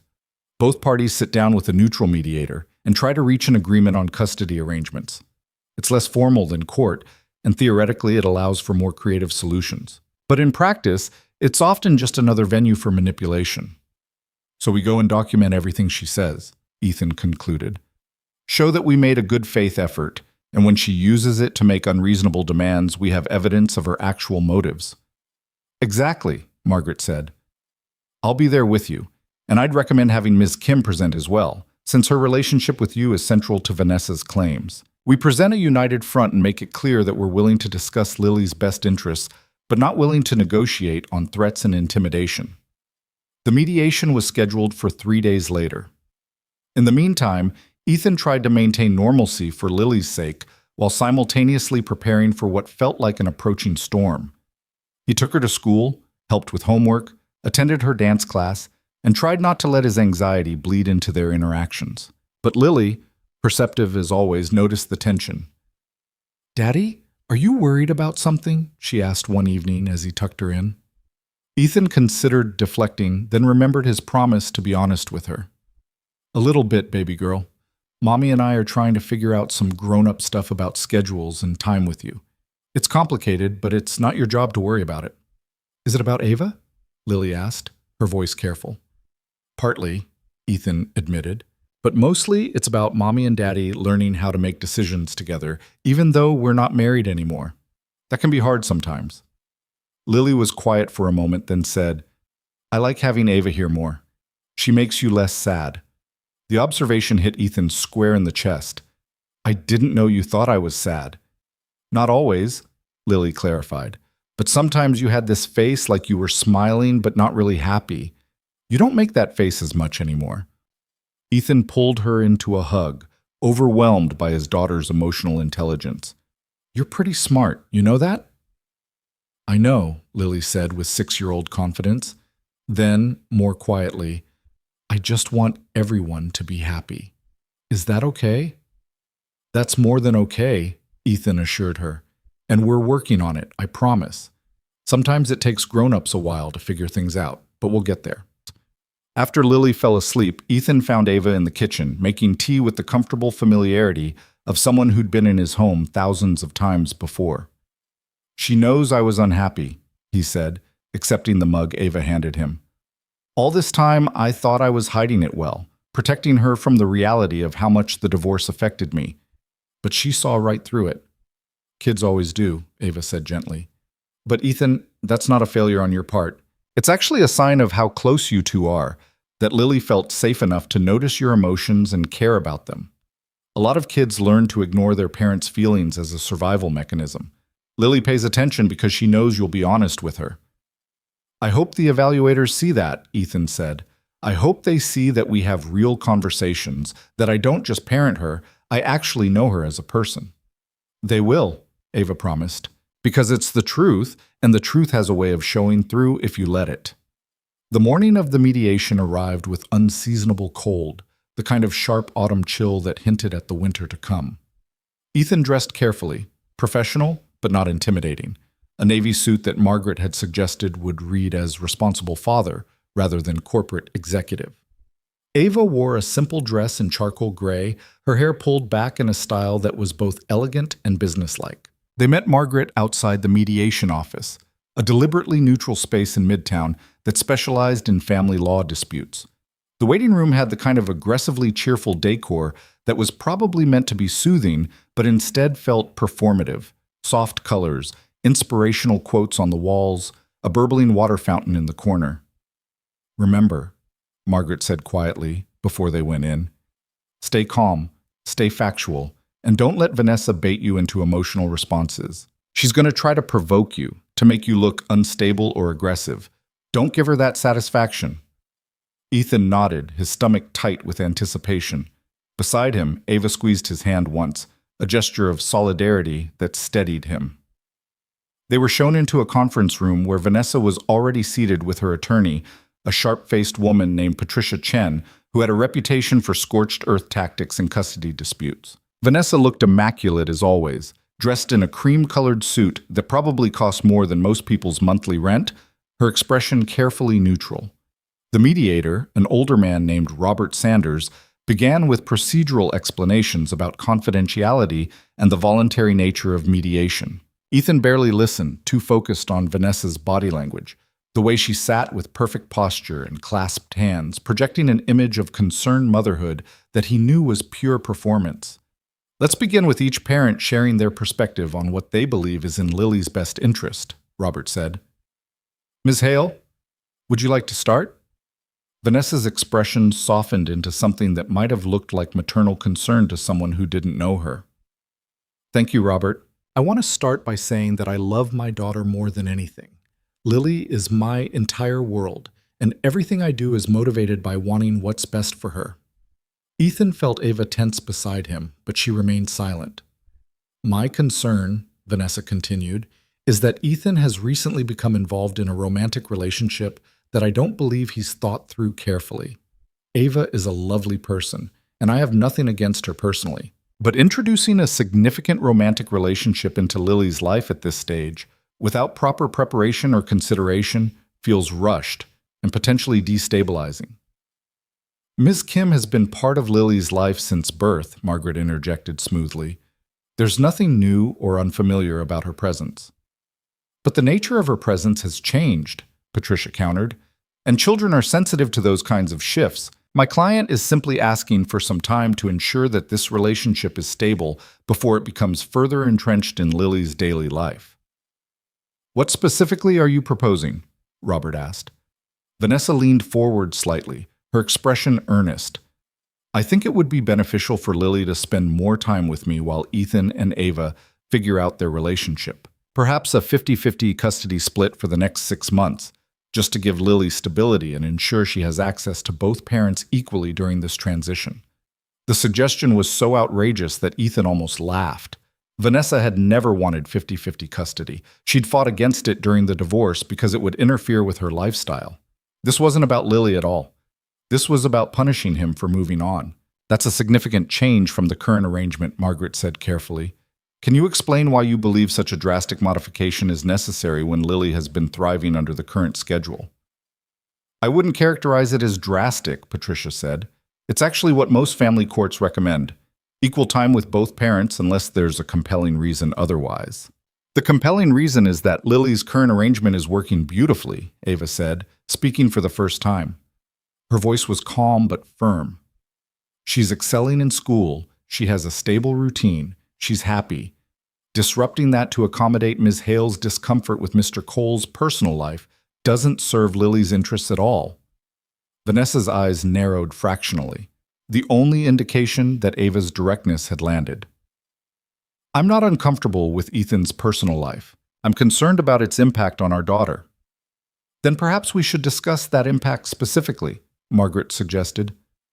What concerns do you have about Lily's well-being under the current arrangement? The question hung in the air, and Ethan watched Vanessa scramble for an answer that would sound reasonable. She couldn't cite anything concrete because there was nothing concrete to cite. Lily was thriving by every measurable standard. I'm concerned about the precedent it sets, Vanessa said finally. About what messages we're sending to Lily, about relationships, about commitment, about taking time to ensure that major life decisions are well considered. With respect, Ethan said, his voice controlled despite the anger simmering underneath. I don't think you're in a position to lecture anyone about relationship stability. You've introduced Lily to 4 different boyfriends in 2 years, and you're currently dating someone who's 23 years old. If we're talking about precedents and messages, perhaps we should examine both households. Vanessa's composure cracked just slightly. My personal life is not the issue here. Neither is mine, Ethan shot back. But you made it the issue when you filed for an emergency custody evaluation based entirely on my relationship with Ava. You want to scrutinize my choices? Fine, but that scrutiny goes both ways. Gentlemen, ladies, Robert intervened, let's try to stay focused on solutions rather than grievances. Ms. Hale, beyond the custody split, what else would make you comfortable with the current situation? Vanessa exchanged a look with her attorney, and something passed between them. A strategy being deployed, a card being played. I think it would be appropriate for Ava to step back from her role in Lily's life until we have clarity about whether this relationship is serious and stable, Vanessa said. No more staying over at Ethan's apartment, no more involvement in school drop-offs or bedtime routines. Keep things professional and distant until we know this isn't just a phase. The demand was so transparently about control that Ethan felt his hands clench into fists under the table. This wasn't about protecting Lily. This was about forcing him to choose between his daughter and the woman he loved, about punishing him for daring to build a life that didn't revolve around managing Vanessa's expectations. That's completely unreasonable, Ava said, her voice still calm but with steel underneath. I'm Lily's godmother. I've been involved in her care since she was born. Asking me to step back from that relationship isn't about Lily's well-being. It's about punishing Ethan. I'm not punishing anyone, Vanessa insisted. I'm asking for appropriate boundaries while emotions are running high and decisions are being made that will affect my daughter's entire childhood. Our daughter, Ethan corrected sharply. Lily is our daughter, Vanessa. And you don't get to dictate who is or isn't part of her life based on your need to maintain control over mine. The mediation deteriorated from there, both sides retreating into defensive positions. The mediator trying and failing to find common ground. After 90 minutes of circular arguments and thinly veiled hostility, Robert called for a break. In the hallway outside, Margaret pulled Ethan and Ava aside. This is exactly what I expected. She's not here to mediate. She's here to make demands and hope you'll fold to avoid court. We're not folding, Ethan said firmly. Good, Margaret replied, because her demands are absurd, and no judge is going to take them seriously. What we need to do now is document everything she said in there. The fact that she's trying to control your personal life, the lack of any concrete concerns about Lily's actual well-being, the transparent attempt to use custody as leverage. They returned to the mediation room for the second half, but the session was essentially over. Vanessa maintained her position, Ethan refused to concede, and Robert eventually concluded that they were too far apart to reach an agreement without court intervention. As they were gathering their things to leave, Vanessa approached Ethan directly for the first time, her voice low enough that only he and Ava could hear. "You're going to regret this," she said quietly. "I tried to be reasonable.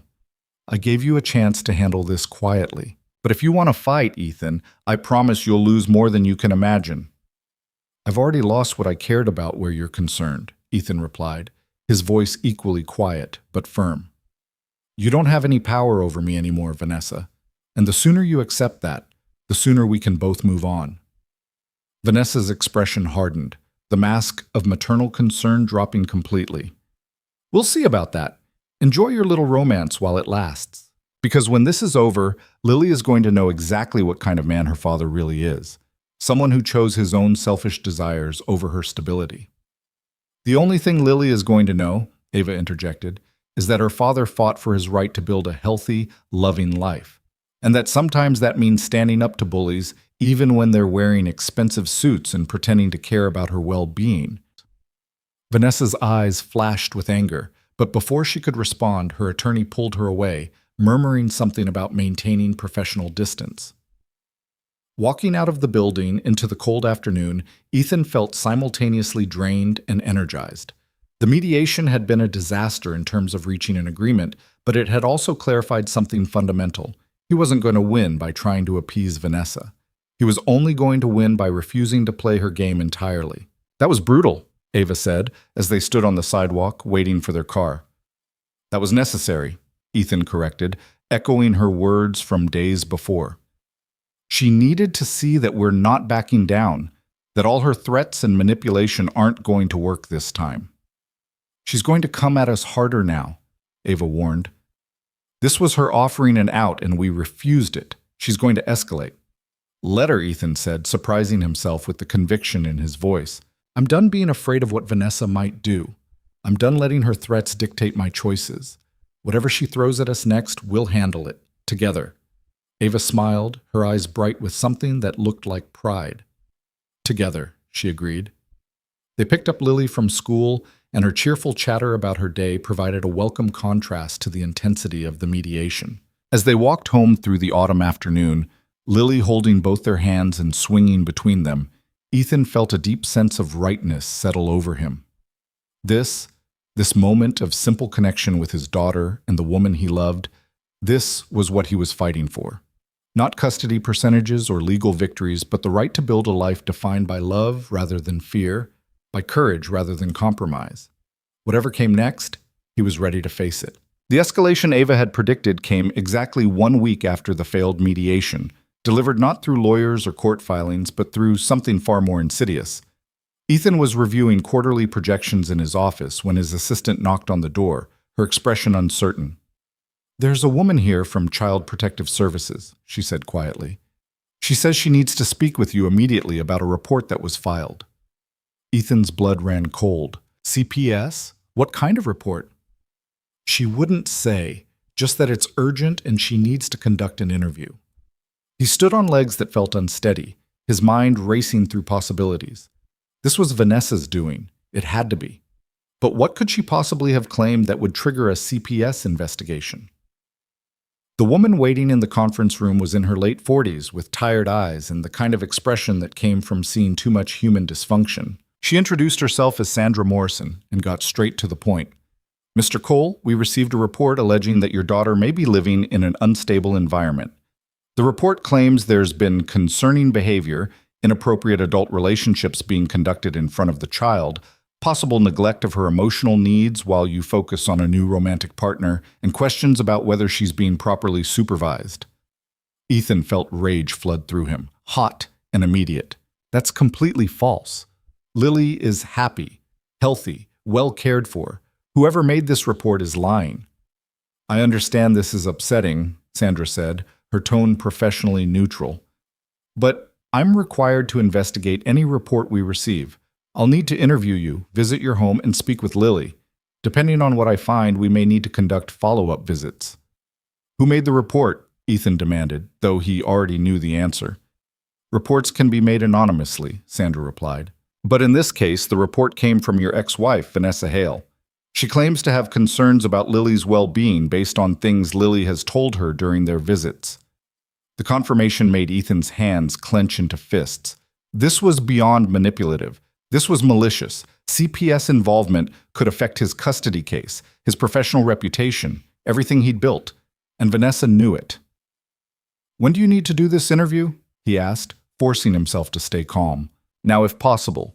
And I'll need to visit your home within the next 48 hours to observe the living environment and speak with Lily. Ethan pulled out his phone and called Margaret, explaining the situation in clipped sentences. She arrived at his office within 30 minutes, her expression grim as she joined the conversation. The interview was exhaustive and invasive. Sandra asked about his relationship with Ava, his daily routine with Lily, his work schedule, his childcare arrangements. She wanted to know about discipline methods, meal planning, bedtime routines, educational support. Every question felt like an accusation wrapped in professional language. Has Lily expressed any distress about changes in the household? Sandra asked. No, Ethan said firmly. She's been happy. If anything, she's more settled now than she's been in months. And Ms. Kim stays overnight regularly? Ava has stayed in the guest room occasionally, yes. She's Lily's godmother. She's been part of our family since Lily was born. But the nature of your relationship with Ms. Kim has changed recently, Sandra pressed. How have you explained that to Lily? Honestly and age-appropriately, Ethan replied. We sat down with her together, explained that our friendship has grown into something more, and asked how she felt about it. She was happy. She's always wanted Ava to be around more. Sandra made notes, her expression giving nothing away. After 2 hours, she finally closed her notepad and stood. I'll be visiting your home tomorrow at 4 p.m. Please ensure Lily is present and that the home is in its typical state. I'm not interested in a performance, just the reality of your daily life. After she left, Ethan slumped in his chair, feeling like he'd been through a physical fight. Margaret sat across from him, her expression sympathetic but professional. This is a power play, she said. Vanessa knows a CPS investigation will be stressful and potentially damaging regardless of the outcome. She's betting it'll make you reconsider fighting her custody demands. It's not going to work, Ethan said, but his voice lacked conviction. The thought of a stranger interrogating Lily, of his daughter being pulled into this nightmare more directly, made him feel sick. Margaret studied him carefully. Ethan, I need you to be completely honest with me. Is there anything in your home, your routine, your relationship with Ava, anything at all that could be misconstrued or used against you? No, Ethan said firmly. My apartment is clean and child-appropriate. Lily has her own room, regular routines, healthy meals. Ava and I have been careful to maintain boundaries. We haven't even slept in the same room yet because I wanted to make sure we were doing everything right for Lily's sake. Good, Margaret said. Then tomorrow, you show Sandra Morrison exactly that. You show her a father who puts his daughter first, a stable home environment, and a child who's thriving. Vanessa's gambling that there's something to find. We prove her wrong. That evening, Ethan explained the situation to Ava. They were in his apartment, Lily already asleep after a bedtime routine that had felt painfully normal given the chaos swirling around them. She called CPS, Ava said, her voice flat with disbelief. She actually weaponized Child Protective Services to harass you. It's brilliant. In a sociopathic way, Ethan said bitterly. Even if the investigation finds nothing, the fact that it happened becomes part of the record. It's another piece of evidence she can point to in court, another way to suggest that there are concerns about my parenting. Ava was quiet for a long moment, staring out the window at the Manhattan skyline. When she spoke again, her voice was different, harder, more determined. I think it's time we stopped playing defense, she said. Every move we've made so far has been reactive. Vanessa attacks, we defend. She escalates. We respond. But we're never getting ahead of her because we're always waiting for the next assault. What are you suggesting? Ethan asked. I'm suggesting we build our own case, Ava said, turning to face him. Not just defending against her accusations, but actively documenting her pattern of behavior. The harassment, the manipulation, the way she uses Lily as a weapon. We've been gathering evidence defensively, but what if we went on offense? What if we filed for a modification of the custody agreement based on her conduct? That would start a full-scale war, Ethan warned. We're already in a war, Ava countered. She declared it when she filed that emergency evaluation. She escalated it when she called CPS. At what point do we stop pretending this is going to be resolved through reasonable conversation and start actually fighting back? Ethan wanted to argue, but he knew she was right. Every attempt at de-escalation had only emboldened Vanessa. Every compromise had been interpreted as weakness. Maybe it was time to stop defending and start attacking. What would that look like? He asked. Ava pulled out her laptop, already shifting into strategic mode. We document everything. Every threat she's made, every manipulation, every instance of using Lily as leverage. We get statements from people who've witnessed her behavior. Mrs. Chen, Lily's teachers, your friends who saw how she treated you during the marriage. We build a comprehensive picture of a parent who prioritizes control over her child's well-being. And then what? Then we file a motion to modify the custody agreement to include specific provisions about parental conduct. No using custody as leverage. No making threats through third parties. No filing frivolous reports with government agencies. We make it clear that Lily's well-being is the priority, and any parent who weaponizes the custody arrangement is acting against that well-being. The idea was appealing, but also terrifying. Going on offense meant exposing themselves to even more scrutiny, more attacks, more stress. But staying on defense clearly wasn't working. Let me talk to Margaret, Ethan said. See if she thinks we have enough to make that kind of motion credible. The next afternoon, Sandra Morrison arrived at Ethan's apartment exactly at 4 p.m.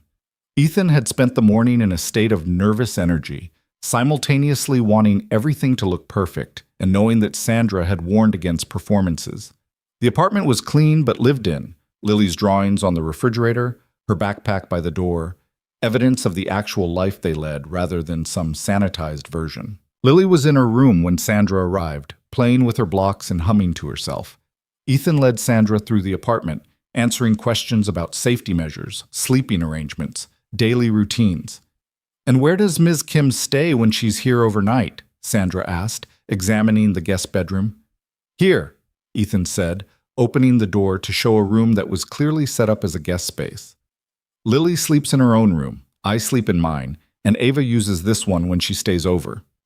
Sandra made notes, then asked to speak with Lily. Ethan's stomach clenched as he led her to his daughter's room, hating that Lily was being dragged into this but knowing there was no way around it. "Hi, Lily," Sandra said, her voice gentling as she knelt down to the child's level. "My name is Sandra.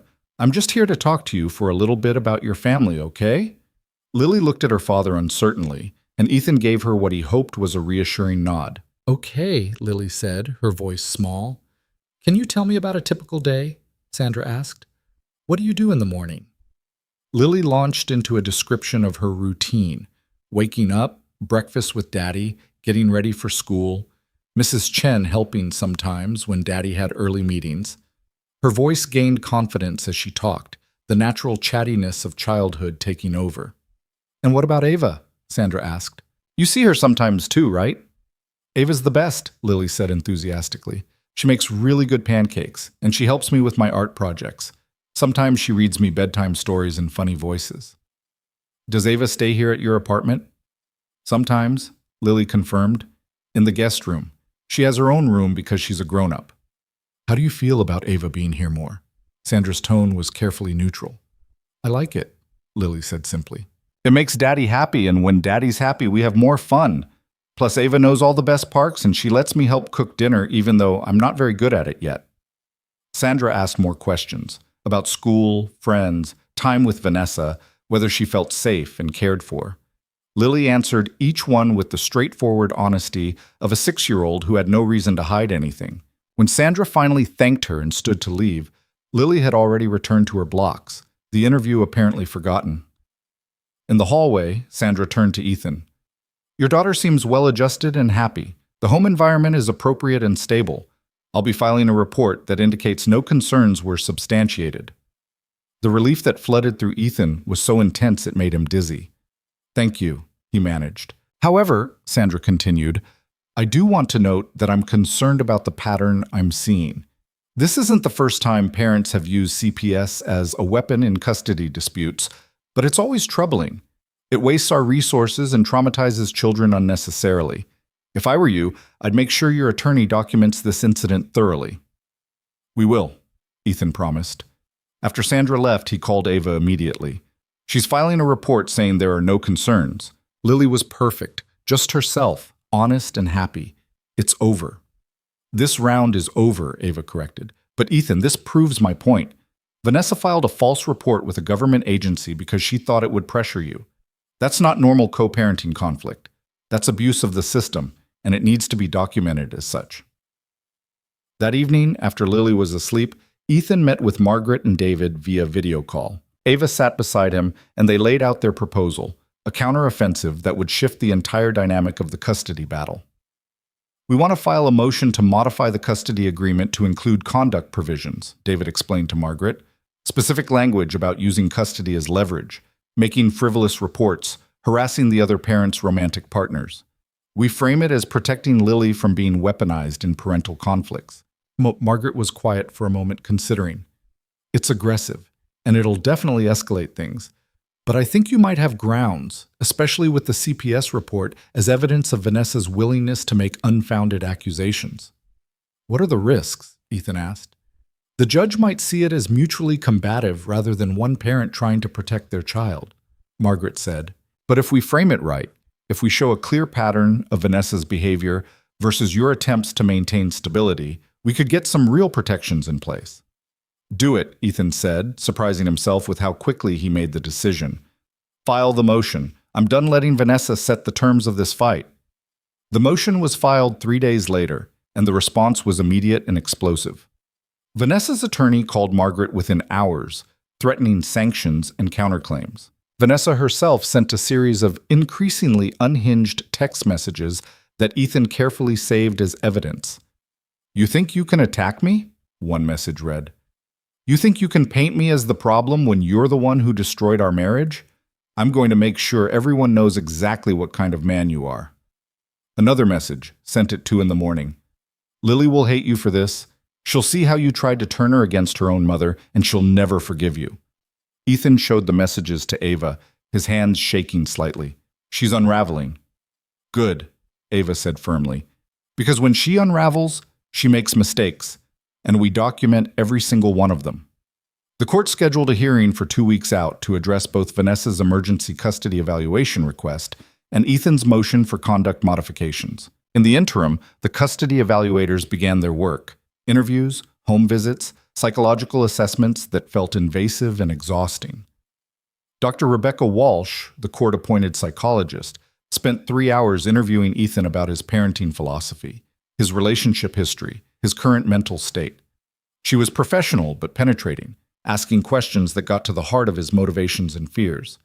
"Tell me about your relationship with Ms. Kim, Doctor," Walsh said during their second session.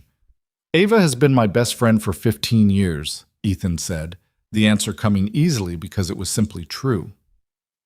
"She was there when my mother was dying, when I was building my company, through my marriage and divorce.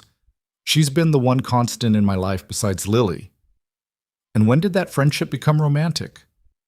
"Recently," Ethan admitted. "At a gala about 2 weeks ago.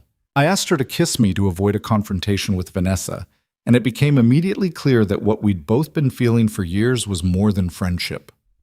"That's quite a dramatic catalyst," Dr. Walsh observed. "How did that make you feel?" "Terrified," Ethan said honestly. "Because I knew Vanessa would use it against me.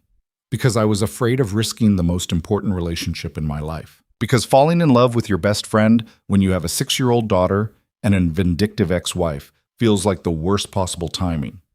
And yet you pursued it anyway. Because Ava was right when she said I'd been letting fear make my decisions for too long," Ethan said. "I married Vanessa because I was afraid of being alone, afraid of risking my friendship with Ava by telling her how I felt. That fear led to 3 years of unhappiness and a divorce that hurt everyone involved. I didn't want to make the same mistake again, choosing safety over truth. Dr. Walsh made notes, her expression thoughtful. How does Lily feel about your relationship with Miss Kim? She's happy about it, Ethan said. She told me I smile more now. She likes having Ava around more often. There's been no indication of distress or confusion, just a 6-year-old glad that the adults in her life seem happier. And if you had to choose between your relationship with Ms. Kim and maintaining stable custody of Lily? The question landed like a punch, but Ethan didn't hesitate. I'd choose Lily. Every single time. But the premise of that question is flawed, because maintaining a healthy relationship with Ava and being a good father to Lily aren't mutually exclusive. Vanessa wants me to believe they are, but that's her manipulation, not reality. Dr. Walsh's expression softened slightly, the first crack in her professional neutrality. That's a very clear answer. The evaluations continued over the following week, each session feeling like being examined under a microscope. But Ethan found that the more he talked about his life, his choices, his relationship with Lily and with Ava, the clearer his own convictions became. He wasn't perfect. He made mistakes, struggled with self-doubt, sometimes chose work over presence. But he loved his daughter with a fierce, protective devotion that informed every decision he made. Meanwhile, Vanessa's behavior grew increasingly erratic. She showed up unannounced at Lily's school, demanding to take her daughter out for an impromptu lunch in violation of their custody agreement.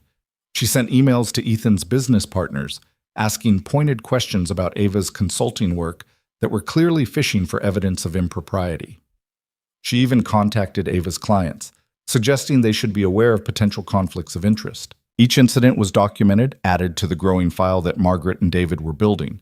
And with each incident, the pattern became clearer. This wasn't a concerned mother protecting her child. This was a woman desperate to maintain control through any means necessary. The night before the hearing, Ethan couldn't sleep. He lay in bed, staring at the ceiling, mentally rehearsing everything he wanted to say to the judge. Around midnight, he heard his bedroom door creak open and saw Lily's small silhouette in the doorway. "Daddy? I had a bad dream." He pulled back the covers immediately. "Come here, baby girl." Lily climbed into bed beside him, curling into his side like she had when she was smaller. "I dreamed that everyone was arguing and I couldn't make them stop."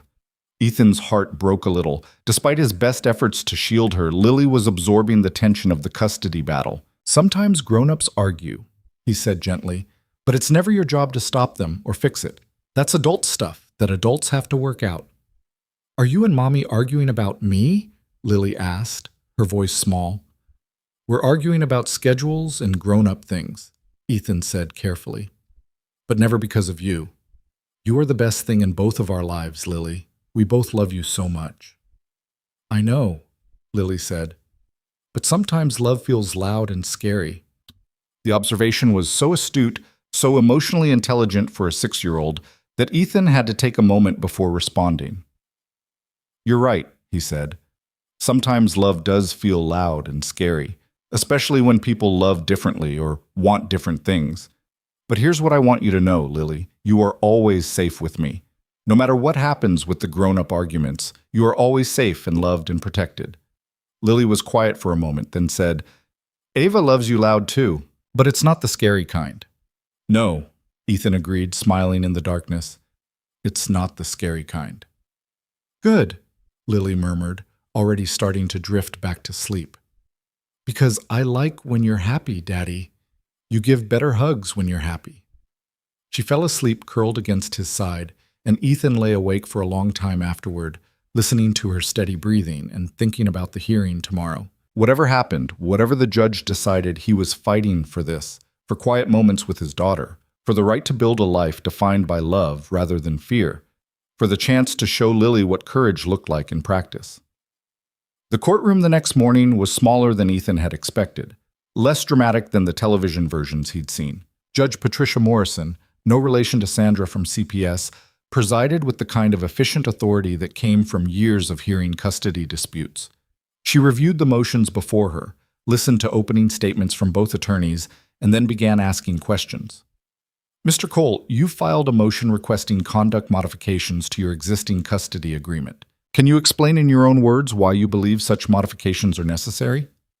Ethan stood, acutely aware of Vanessa sitting across the courtroom, her expression carefully neutral.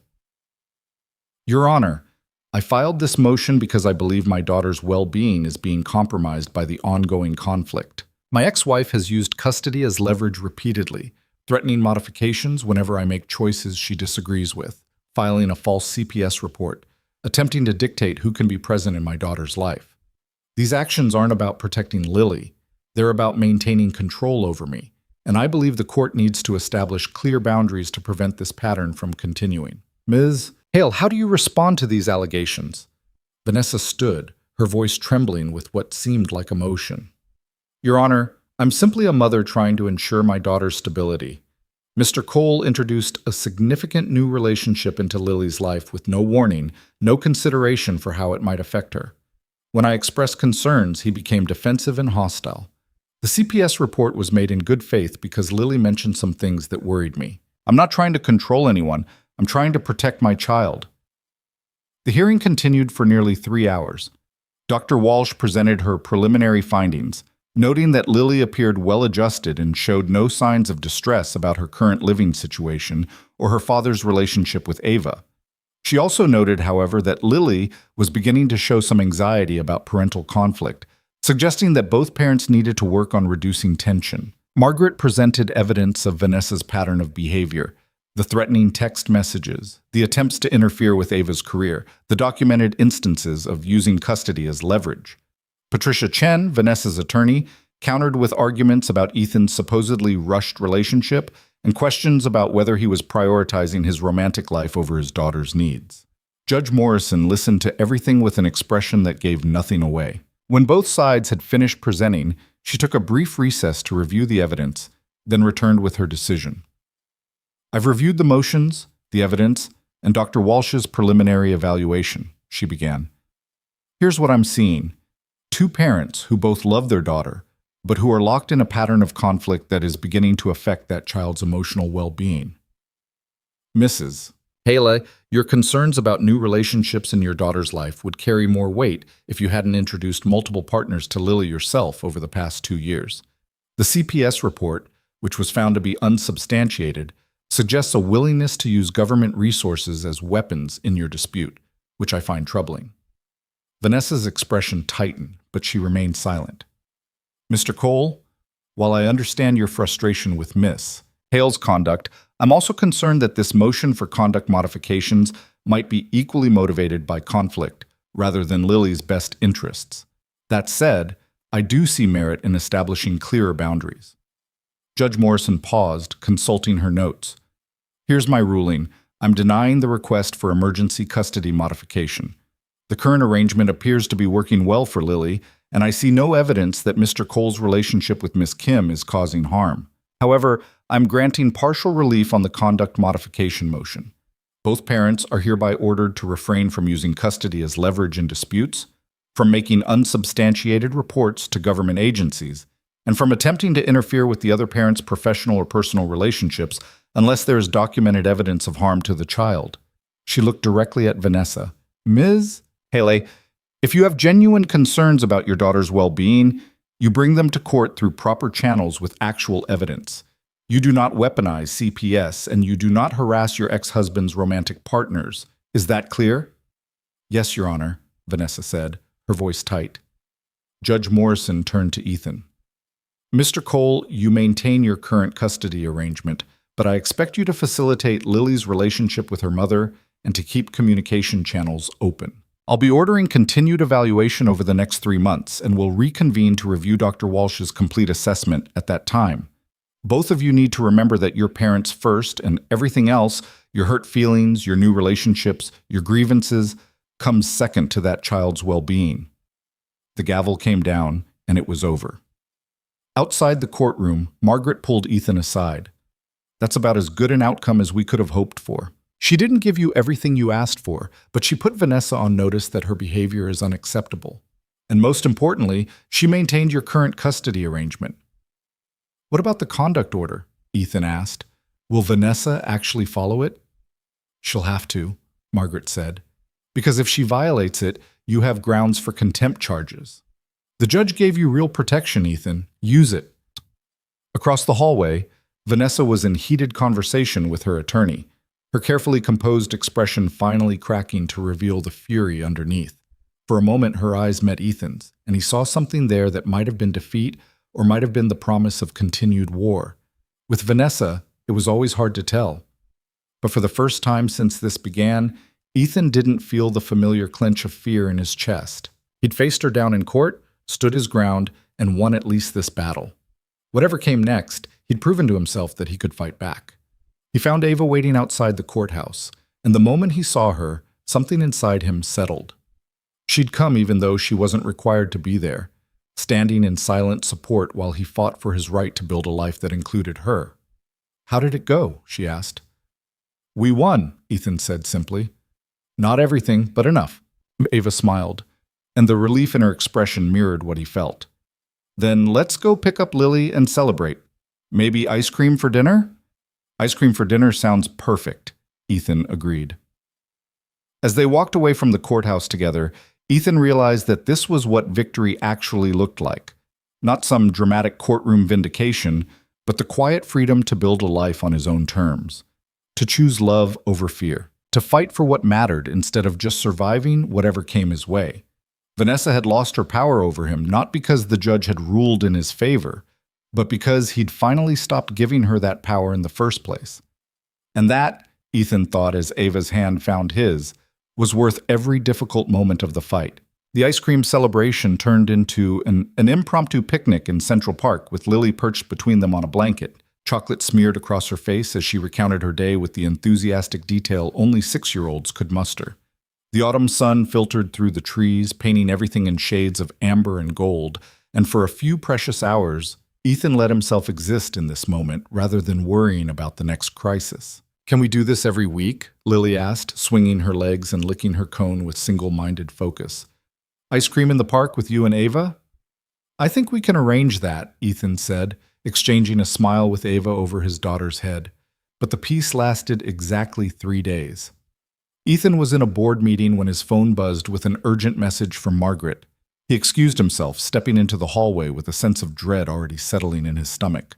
"Vanessa's attorney just sent over a demand letter," Margaret said without preamble. "She's threatening to go to the press with allegations about Ava's consulting work unless you agree to modify the custody arrangement to give Vanessa more time." "The judge just ruled on this," Ethan said, his voice tight with frustration. "She can't ignore a court order."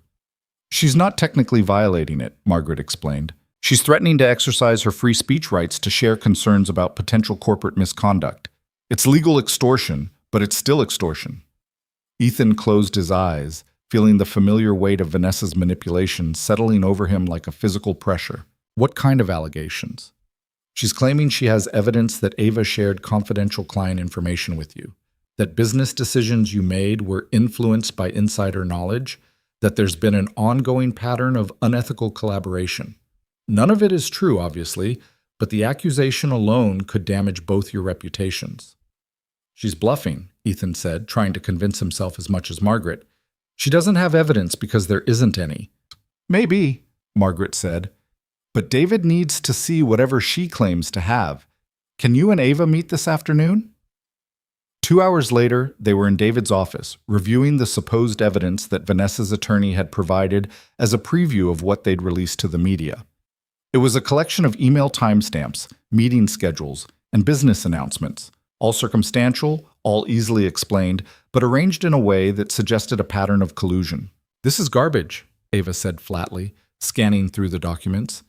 "Yes, I had dinner with Ethan the week before his company announced a new product line. Because we're friends who have dinner regularly. And yes, I was consulting for a competitor around the same time, but I never discussed that client's strategy with Ethan. Not once." "Can you prove that?" David asked. "I have confidentiality agreements, ethics disclosures, and documentation of every deliverable I provided to that client. Nothing I gave them would have been useful to Ethan's company, and nothing about his product announcement suggests he had insider information." David nodded, making notes. "Good. Because if she goes public with this, we'll need to dismantle her narrative point by point. But Ethan, you need to understand, even if we prove she's lying, the damage might already be done. Mudsticks, especially in your industry. So what are our options? Ethan asked, though he suspected he already knew the answer. We can call her bluff, David said. Let her go to the press and then sue her for defamation. It would be expensive and time-consuming, but we'd probably win. Or we can negotiate, try to find some compromise that makes this go away. No, Ethan said immediately. I'm done negotiating with terrorists. If Vanessa wants to destroy my reputation with lies, let her try. We'll fight back with the truth. Ava reached over and took his hand. Are you sure? This could get ugly. It's already ugly, Ethan replied. But I'm tired of letting the threat of ugliness dictate my choices. We have the truth on our side. That has to count for something. David looked between them, then nodded. Okay, then we prepare for war. I'll draft a preemptive statement laying out the facts, and we'll be ready to deploy it the moment she makes her allegations public. In the meantime, I want you both to go through every piece of communication you've had over the past 3 years. Anything that could be misconstrued, anything she might try to weaponize, I need to know about it before she does. The work was exhausting and invasive, combing through years of emails and text messages, reliving conversations and moments that had felt private and now had to be examined for potential misinterpretation. But it was also clarifying. The more Ethan reviewed his interactions with Ava, the clearer it became that they'd maintained appropriate boundaries throughout their friendship. Their relationship was documented in thousands of small exchanges, birthday wishes and crisis support, business advice and personal encouragement, the accumulated evidence of 15 years of genuine friendship. Look at this, Ava said, pulling up an email from 2 years ago. Remember when that competitor offered me a consulting contract and I asked your opinion? Ethan read the exchange, remembering the conversation. Ava had been uncertain about whether to take the project, worried it might create awkwardness given her friendship with him. He'd encouraged her to take it, had explicitly told her he didn't want their friendship to limit her professional opportunities. You told me to build walls, Ava continued, scrolling through his response. You said our friendship was one thing, but my professional reputation couldn't be compromised by worrying about perceived conflicts. We literally documented our commitment to keeping things separate. Send that to David, Ethan said. That's exactly the kind of evidence we need. They worked late into the night, building their defense. And somewhere in the process, something shifted. Ethan realized he wasn't afraid anymore. Vanessa could threaten the press, could manufacture scandals, could try to destroy everything he'd built. But she couldn't change the fundamental truth of who he was and what he'd done. His integrity was documented in thousands of decisions, big and small, that prioritized doing the right thing over taking the easy path. The attack came 3 days later, not through mainstream media, but through a series of carefully placed stories in industry blogs and gossip sites. The headlines were predictable and inflammatory. Tech CEO's romance raises ethics questions. Insider trading concerns emerge in Manhattan power couple. Custody battle exposes potential corporate misconduct. Ethan's phone exploded with calls from investors, board members, and business partners. His company's stock dipped 2% in early trading. The carefully constructed narrative that Vanessa had planted was taking root, and he could feel the damage spreading even as he tried to contain it. But David had been prepared.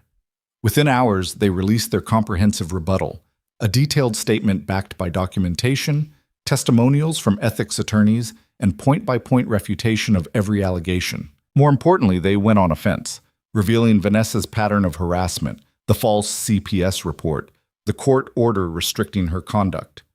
Former spouse weaponizes custody battle with false allegations, their counter-narrative read. Court has already found claims unsubstantiated. The story shifted. Suddenly, journalists who'd been ready to write about corporate scandal were instead writing about a vindictive ex-wife using legal intimidation. The blogs that had published Vanessa's allegations were forced to run corrections and updates. And slowly, painfully, the truth began to emerge from under the lies. But the most unexpected development came from an entirely different direction. Ethan was in his office fielding damage control calls when his assistant knocked on the door. There's someone here to see you. She says it's about Vanessa Hale and it's urgent. The woman who entered was in her early 30s, professionally dressed, with the kind of nervous energy that came from making a difficult decision. She introduced herself as Rachel Morrison, and the name triggered a vague memory. One of Vanessa's college friends, someone Ethan had met a handful of times during his marriage. I'm sorry to show up unannounced, Rachel said, perching on the edge of a chair. But I've been following the news about your custody battle, and I have information I think you need to hear. What kind of information? Ethan asked cautiously. Rachel pulled out her phone, her hands shaking slightly. Vanessa and I were close in college. We drifted apart after she married you, but we reconnected about 6 months ago. She's been confiding in me about her plans regarding the custody situation. She pulled up a series of text messages and handed the phone to Ethan. His stomach dropped as he read through them. Vanessa had been documenting her strategy in detail, planning the CPS report weeks in advance, coordinating with her attorney on how to manufacture evidence of impropriety, even discussing how to manipulate Lily's statements during the evaluation process. "Why are you showing me this?" Ethan asked, his voice rough. "Because I have a daughter too," Rachel said quietly. And when Vanessa started talking about coaching Lily on what to say to the evaluators, about teaching her to express anxiety about your relationship with Ava, even if she wasn't actually anxious, I couldn't be part of that. Children shouldn't be weapons, Mr. Cole, no matter how angry someone is at their ex. Ethan looked at the messages again, feeling rage and vindication warring in his chest. This was the evidence they needed, proof that Vanessa's entire campaign had been premeditated manipulation, that her supposed concerns about Lily's well-being were manufactured rather than genuine. "Would you be willing to testify to this?" he asked. Rachel nodded. "That's why I'm here. I know it means losing Vanessa's friendship, but honestly, I don't think I want to be friends with someone who would use their own child like this." David nearly danced when Ethan forwarded him the messages. "This is it," he said over the phone. "This is the smoking gun that proves everything we've been arguing. She planned the CPS report. She manufactured the ethics allegations. She's been systematically trying to manipulate the evaluation process. We file this with the court immediately." The emergency hearing was scheduled for the following week. In the interim, Vanessa's attorney reached out 3 separate times trying to negotiate a settlement, but Ethan refused every offer. He was done compromising, done accepting half measures that allowed Vanessa to save face while continuing her pattern of abuse. The night before the hearing, Ethan sat with Lily in her pillow fort, now a permanent fixture in her room, reinforced with more sophisticated engineering than the original version. She was working on a drawing, her tongue poking out in concentration. "Daddy?" she said, without looking up from her paper. "Are you and Mommy still arguing about grown-up things?" "We're working it out," Ethan said carefully. "The judge is helping us figure out what's fair for everyone." Lily set down her crayon and looked at him with those wide, perceptive eyes. "I don't want you to be sad anymore. Either of you. I know, sweetheart. But here's something important I want you to understand. Sometimes grown-ups have to have hard conversations and make difficult decisions. That's not fun, but it's part of taking care of the people we love. And I promise you, everything I'm doing is because I love you and want you to have the best life possible." "I already have the best life," Lily said simply. "I have you and Ava and Mrs. Chen and my friends and my pillow fort. That's pretty much everything." Ethan pulled her into a hug, overwhelmed by her ability to find joy in simple things, to be resilient in the face of adult chaos. This was who he was fighting for, not just to maintain custody percentages or win legal battles, but to protect this child's fundamental right to be a child, unburdened by her parents' dysfunction. The courtroom was more crowded this time, with reporters who'd been following the story waiting outside for any updates. Judge Morrison called the hearing to order with a stern expression that suggested she was not pleased to be revisiting this case so soon. "Mr. Cole's attorney has filed a motion for contempt of court," she began, alleging that Ms. Hale violated the conduct order by continuing to harass the other parent and attempt to manipulate the evaluation process. "These are serious allegations. Ms. Hale, how do you respond?" Vanessa stood, her composure finally cracking under the weight of the evidence arrayed against her. "Your Honor, I've simply been trying to protect my daughter. If I made mistakes in how I expressed those concerns, I apologize, but my motivations were pure." "Your motivations," Judge Morrison said coldly, "appear to have been documented in detail via text message. Mr. Martinez, please present your evidence."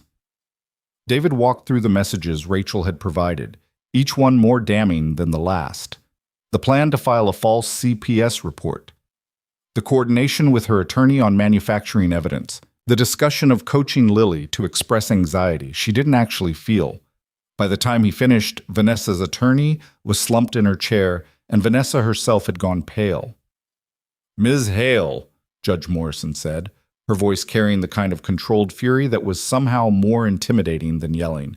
"You have wasted this court's time, abused government resources, and attempted to manipulate your own daughter for personal gain. This isn't co-parenting conflict. This is systematic abuse of the legal system." "Your Honor, Vanessa started, but the judge cut her off. "I'm not finished. I'm finding you in contempt of court for violating the conduct order. I'm also ordering you to pay Mr. Cole's legal fees associated with defending against your false allegations. Furthermore, I'm modifying the custody arrangement to reduce your parenting time until you complete a co-parenting course and undergo a psychological evaluation to address what appears to be a pattern of manipulative behavior." Vanessa's face went white. "You can't—" "I can, and I am," Judge Morrison said firmly. "Ms. Hale, you brought this on yourself. If you'd channeled even a fraction of the energy you spent plotting against your ex-husband into actually being present for your daughter, we wouldn't be here. As it stands, I'm not confident that your current involvement in Lily's life is serving her best interests." The new custody arrangement was stark. Vanessa would have supervised visitation every other weekend until she completed the required programs and demonstrated genuine commitment to putting Lily's needs first. It was a more severe ruling than Ethan had even hoped for, and he felt a complex mix of victory and sadness watching it delivered. Outside the courtroom, Vanessa tried one last manipulation. She approached Ethan directly, tears streaming down her face in a display of emotion he didn't believe for a second. "Please," she said, "don't let her take my daughter away from me completely. I made mistakes, but I love Lily. You know I love her." Ethan looked at the woman he'd once married, seeing her clearly for perhaps the first time. Vanessa didn't love anyone the way normal people understood love. She possessed, she controlled, she manipulated. But genuine love, the kind that required sacrifice and vulnerability, and putting someone else's needs first, that was beyond her capacity. "I'm not taking Lily away," he said quietly. "You did that yourself. But if you actually do the work the judge ordered, if you prove that you can be the mother Lily deserves rather than the mother who uses her as a weapon, you'll have the chance to rebuild your relationship with her. That's more grace than you showed me, Vanessa. I suggest you take it seriously." He walked away before she could respond, feeling the weight of 2 years of conflict finally lifting from his shoulders. Ava was waiting outside with Margaret and David, and the moment he saw her, Ethan felt everything else fall away. She'd stood by him through all of this, the threats, the attacks, the stress, never wavering, never suggesting that maybe it would be easier to just walk away. And now, finally, they had the freedom to build something real without Vanessa's shadow hanging over them.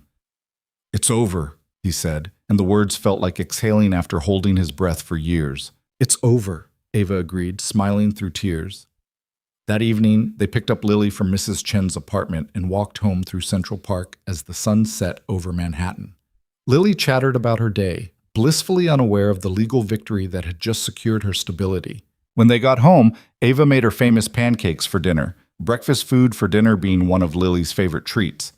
And they ate together at the kitchen table, laughing at Lily's increasingly elaborate stories about her stuffed animals' adventures. After Lily was in bed, Ethan and Ava finally had a moment alone. They stood on his balcony, looking out over the city lights, the autumn air cool against their skin. "I never properly thanked you," Ethan said quietly, "for standing by me through all of this. You could have walked away a dozen times, saved yourself the stress and the attacks. But you stayed." "Of course I stayed," Ava replied, leaning into his side. "Ethan, I've been waiting 15 years for you to be ready for this. Did you really think I'd give up right when we finally had our chance?"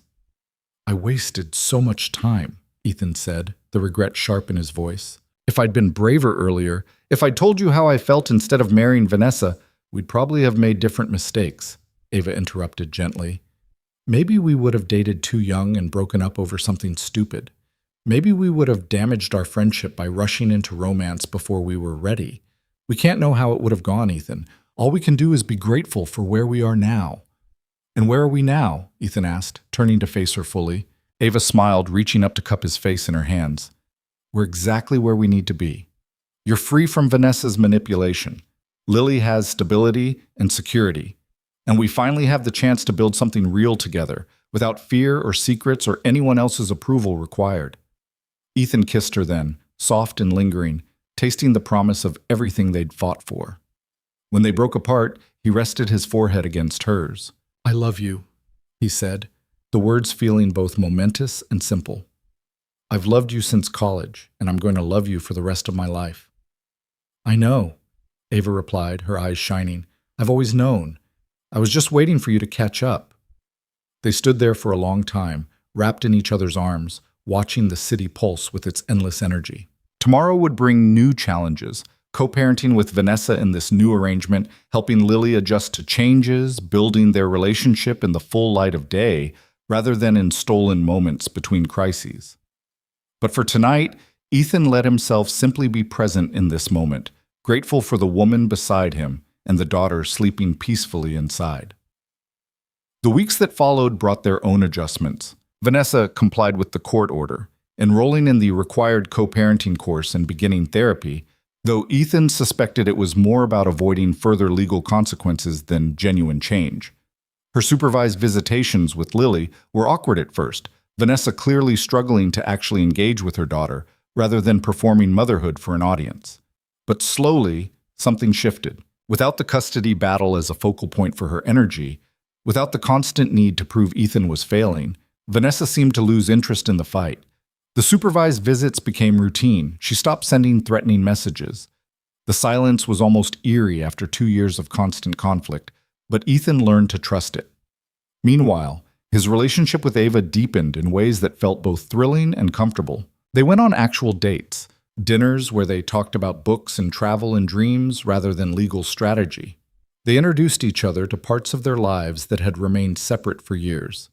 Ava brought Ethan to her book club, where he was interrogated by 5 brilliant women who'd been hearing about him for over a decade. Ethan brought Ava to his company's annual retreat, where she charmed his entire executive team and offered insights that ended up influencing their quarterly strategy. 3 months after the final hearing, Ethan took Lily and Ava to the same spot in Central Park where they'd celebrated the first victory. It was late November now, the trees bare and the air sharp with winter's approach. But the afternoon sun was warm enough to make the cold bearable. "I want to ask you both something," Ethan said, his heart pounding as he pulled out a small velvet box. "Lily, you know how much I love you, right?" "Duh, Daddy," Lily said, rolling her eyes with 6-year-old sass. "You tell me like 1,000,000 times a day." "Good, because what I'm about to ask affects you too." He turned to Ava, who'd gone very still, her eyes wide with understanding. "Ava, you've been my best friend for 15 years. You've been there for every important moment of my life, the good ones and the terrible ones. You've been more of a mother to Lily than anyone had a right to ask, and you've loved us both with a generosity I'm still learning to accept." He opened the box, revealing a simple platinum band with a single diamond that caught the light. "I don't want to waste any more time being afraid or playing it safe. I want to build a life with you. I want to wake up next to you every morning and fall asleep beside you every night. I want Lily to grow up seeing what real love looks like, the kind that's brave enough to fight for what matters. Ava Kim, will you marry me?" Ava was crying, tears streaming down her face as she nodded. "Yes. Yes, of course, yes. I've been saying yes to you for 15 years, Ethan. I'm not about to stop now." He slipped the ring onto her finger, and Lily cheered, jumping up and down with pure joy. "Does this mean Ava's going to live with us all the time?" "If she wants to," Ethan said, looking at Ava for confirmation. "I want to," Ava said, pulling both of them into a hug. "I've wanted to for longer than you know." They spent the rest of the afternoon in the park, Lily insisting on calling everyone she knew to share the news. Mrs. Chen cried. Margaret sent a text that just said, "Finally." David sent champagne to Ethan's apartment with a note that read, "Congratulations on winning the case that actually mattered." That evening, as they sat together in the living room, Lily building yet another elaborate structure, Ava curled against Ethan's side, the engagement ring catching the light every time she moved her hand. Ethan felt a peace he hadn't experienced in years, maybe ever. His phone buzzed with the message, and he checked it expecting work or another congratulations from a friend. Instead, it was from Vanessa. He tensed automatically, old habits dying hard, but when he read the message, something in him softened. I heard about your engagement. Congratulations. I'm still working on the court-ordered programs, and I'm starting to understand some things about myself that I should have understood years ago. I can't change the past or the hurt I caused, but I'm trying to be better for Lily. She deserves that. You both do. It wasn't an apology exactly, but it was closer than Vanessa had ever come. Ethan showed it to Ava, who read it thoughtfully. Do you believe her? Ava asked. I don't know, Ethan admitted. But I think I'm finally at a place where it doesn't matter whether I believe her or not. She's Lily's mother, and if she genuinely wants to do better, I'll support that for Lily's sake. But I'm not holding my breath, and I'm not giving her the power to affect my happiness either way. That's probably the healthiest approach, Ava agreed. Lily looked up from her building project, sensing the shift in conversation. Was that Mommy? Yeah, baby girl, Ethan said. She heard about Ava and me getting married, and she wanted to say congratulations. She's sad? Lily asked, her expression concerned in the way children got when they felt responsible for adult emotions. I think she's trying to be happy for us, Ethan said carefully. And remember what we talked about. Mommy's feelings are Mommy's responsibility, not yours.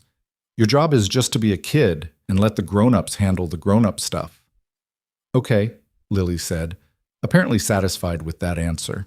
She went back to her building, humming to herself. The wedding was small and intimate, held 6 months later in the Brooklyn Botanic Garden, with only their closest friends and family present. Lily served as flower girl and took her responsibilities with profound seriousness, practicing her walk down the aisle for weeks beforehand. Mrs. Chen cried through the entire ceremony. Margaret sat in the front row with a satisfied expression that suggested she'd known this was how things would end all along. Even Vanessa's presence, she'd been invited to attend for Lily's sake and had accepted with surprising grace, didn't diminish the joy of the day. She sat in the back, quietly observant, and left immediately after the ceremony without causing drama. It was perhaps the most appropriate wedding gift she could have given, the gift of not making the day about her. As Ethan and Ava exchanged vows, promising to love each other through whatever challenges came next, he looked out at the faces gathered to witness their marriage. These were the people who'd supported them through the darkness. Margaret and David, who'd fought their legal battles, Mrs. Chen, who'd held their family together, friends who'd never wavered in their belief that this love was worth fighting for. But most importantly, there was Lily, standing beside them in her flower girl dress, beaming with pride and happiness that her family was finally becoming official in the way she'd always understood it to be. I promise to choose you every day, Ethan said, his voice steady despite the emotion threatening to overwhelm him. To be brave enough to build a life that's worthy of you and to never let fear make my decisions again. I promise to stand beside you through everything, Ava replied, her own voice thick with tears. To remind you when you forget your own strength, and to build a family with you where love is louder than fear. When they kissed, Lily cheered so loudly that the whole gathering laughed, and Ethan felt something fundamental click into place. This was what he'd been fighting for, not just the legal victory or the custody arrangement, but this moment of pure, uncomplicated joy. This family they'd built together through patience and courage, and refusing to let other people's limitations define their possibilities. The reception was held in Ethan's apartment, now officially their apartment, Ava having moved in 3 months earlier with a collection of books that had required an entire new bookshelf, and a talent for making even takeout dinners feel like special occasions. Friends and family filled the space with laughter and music, and Lily appointed herself unofficial photographer, taking approximately 300 photos on a kid-safe camera that would later reveal delightfully chaotic perspectives of the celebration. As the evening wound down and guests began to leave, Ethan found himself on the balcony again, the same spot where he and Ava had stood after the final court hearing. But everything was different now. The fear was gone, replaced by certainty. The chaos had settled into stability. The fight was over, and they'd won everything that mattered. Ava joined him, wrapping her arms around him from behind. What are you thinking about? I'm thinking about how different this year could have gone, Ethan said. If I hadn't asked you to kiss me at that gala, if I'd backed down when Vanessa started threatening, if I'd chosen fear over courage. But you didn't, Ava said simply. You chose to fight. You chose us. And look what we built because of that choice. Inside, Lily was showing Mrs. Chen her collection of photos, her voice bright with excitement as she narrated each image. Through the window, Ethan could see his daughter, their daughter now, in all the ways that mattered, radiating the kind of security and happiness that came from knowing she was loved completely and unconditionally. "She's going to be incredible when she grows up," Ethan said, echoing the observation both he and Ava had made before. "She already is," Ava corrected. "She survived her parents' divorce, a custody battle, and all the chaos we put her through, and she came out the other side still believing in love and happiness and pillow forts. That's not future potential, Ethan. That's present-day heroism." "Then she gets that from you," Ethan said, turning to pull Ava closer. "The belief that everything is figure-outable, that problems are just puzzles waiting to be solved, that love is worth fighting for even when it's scary. She gets it from both of us," Ava said firmly. "From you teaching her that courage means doing the right thing even when you're terrified. From me showing her that loyalty and partnership means standing beside the people you love through everything. From both of us demonstrating that sometimes the bravest thing you can do is choose happiness instead of settling for safety." They stood there together, watching the city lights twinkle to life as darkness fell over Manhattan. Somewhere out there, Vanessa was living her own life, hopefully learning her own lessons. The legal battles were behind them, documented in court records and attorney files that would eventually gather dust. The threats had dissolved into irrelevance once Ethan stopped giving them power. What remained was this: a family built on choice rather than obligation, on courage rather than fear, on the kind of love that was patient enough to wait 15 years and brave enough to fight when the waiting was over. "I love you," Ethan said, the words feeling both familiar and new. He'd said them before, would say them thousands of times more, but each utterance felt like a small act of defiance against everything that had tried to prevent this moment. "I know," Ava replied, smiling against his shoulder. "I've always known. I was just waiting for you to be ready to live it out loud." Inside, Lily called out that she'd found more cake, and could they please come have a piece before Mrs. Chen decided bedtime had arrived. They laughed and turned to go back in, but Ethan paused at the door, taking one last look at the city spread out below them. For so long, he'd seen Manhattan as a place where he had to constantly prove himself, prove he belonged, prove he was successful enough, prove he could survive whatever came next. But standing there on his wedding day, with his wife beside him and his daughter waiting inside, Ethan finally understood that he'd been asking the wrong questions. It wasn't about belonging to the city or meeting someone else's definition of success. It was about building a life authentic enough that external validation became irrelevant. It was about choosing the people who saw you completely and stayed anyway. It was about teaching his daughter that love was something you fought for, not something you passively hoped would survive. "Daddy, Ava, the cake is getting away." Lily's voice carried through the apartment, full of laughter and dramatic urgency. "We better go save it," Ava said, squeezing his hand. "Yeah," Ethan agreed, smiling. "We better." They walked back inside together, leaving the balcony and the view and the quiet reflection behind. There would be time for contemplation later, for processing everything they'd been through and everything they'd overcome. But right now there was cake to eat and a daughter to tuck in and a life to live that was finally, beautifully, completely theirs. Ethan Cole had spent 15 years being afraid of loss, afraid of risk, afraid of admitting what he really wanted. But that fear had taught him something valuable. Courage wasn't the absence of fear. It was choosing to act despite the fear, to fight for what mattered even when the outcome was uncertain, to believe that love was worth the risk of potential heartbreak. And standing in his apartment surrounded by the people he loved most, watching Lily attempt to serve cake with more enthusiasm than skill. While Ava laughed and helped steady the plates, Ethan finally understood that everything he'd fought for, every difficult conversation, every court appearance, every moment of choosing courage over comfort, had been worth it. This was what victory looked like. Not a dramatic courtroom vindication or a devastating counterstrike against his enemies, but the quiet freedom to build a life on his own terms, to love openly and completely, to give his daughter the gift of seeing her father happy and whole, to wake up every morning next to the woman who'd waited 15 years for him to catch up to what she'd always known. The custody battle was over. The threats had dissolved. The fear had finally, after so many years, released its grip on his heart. What remained was love, Loud, brave, and absolutely worth every fight it had taken to claim it. And as Lily smeared frosting across her cheek, and Ava wiped it away with gentle laughter, as Mrs. Chen took yet another photo for her collection, and the last few guests raised glasses in toast to new beginnings, Ethan felt something he hadn't felt in years. Peace. Pure, uncomplicated, hard-won peace. And it was everything he'd ever wanted, everything he'd fought for, everything he'd almost been too afraid to reach for. But not anymore. Never again.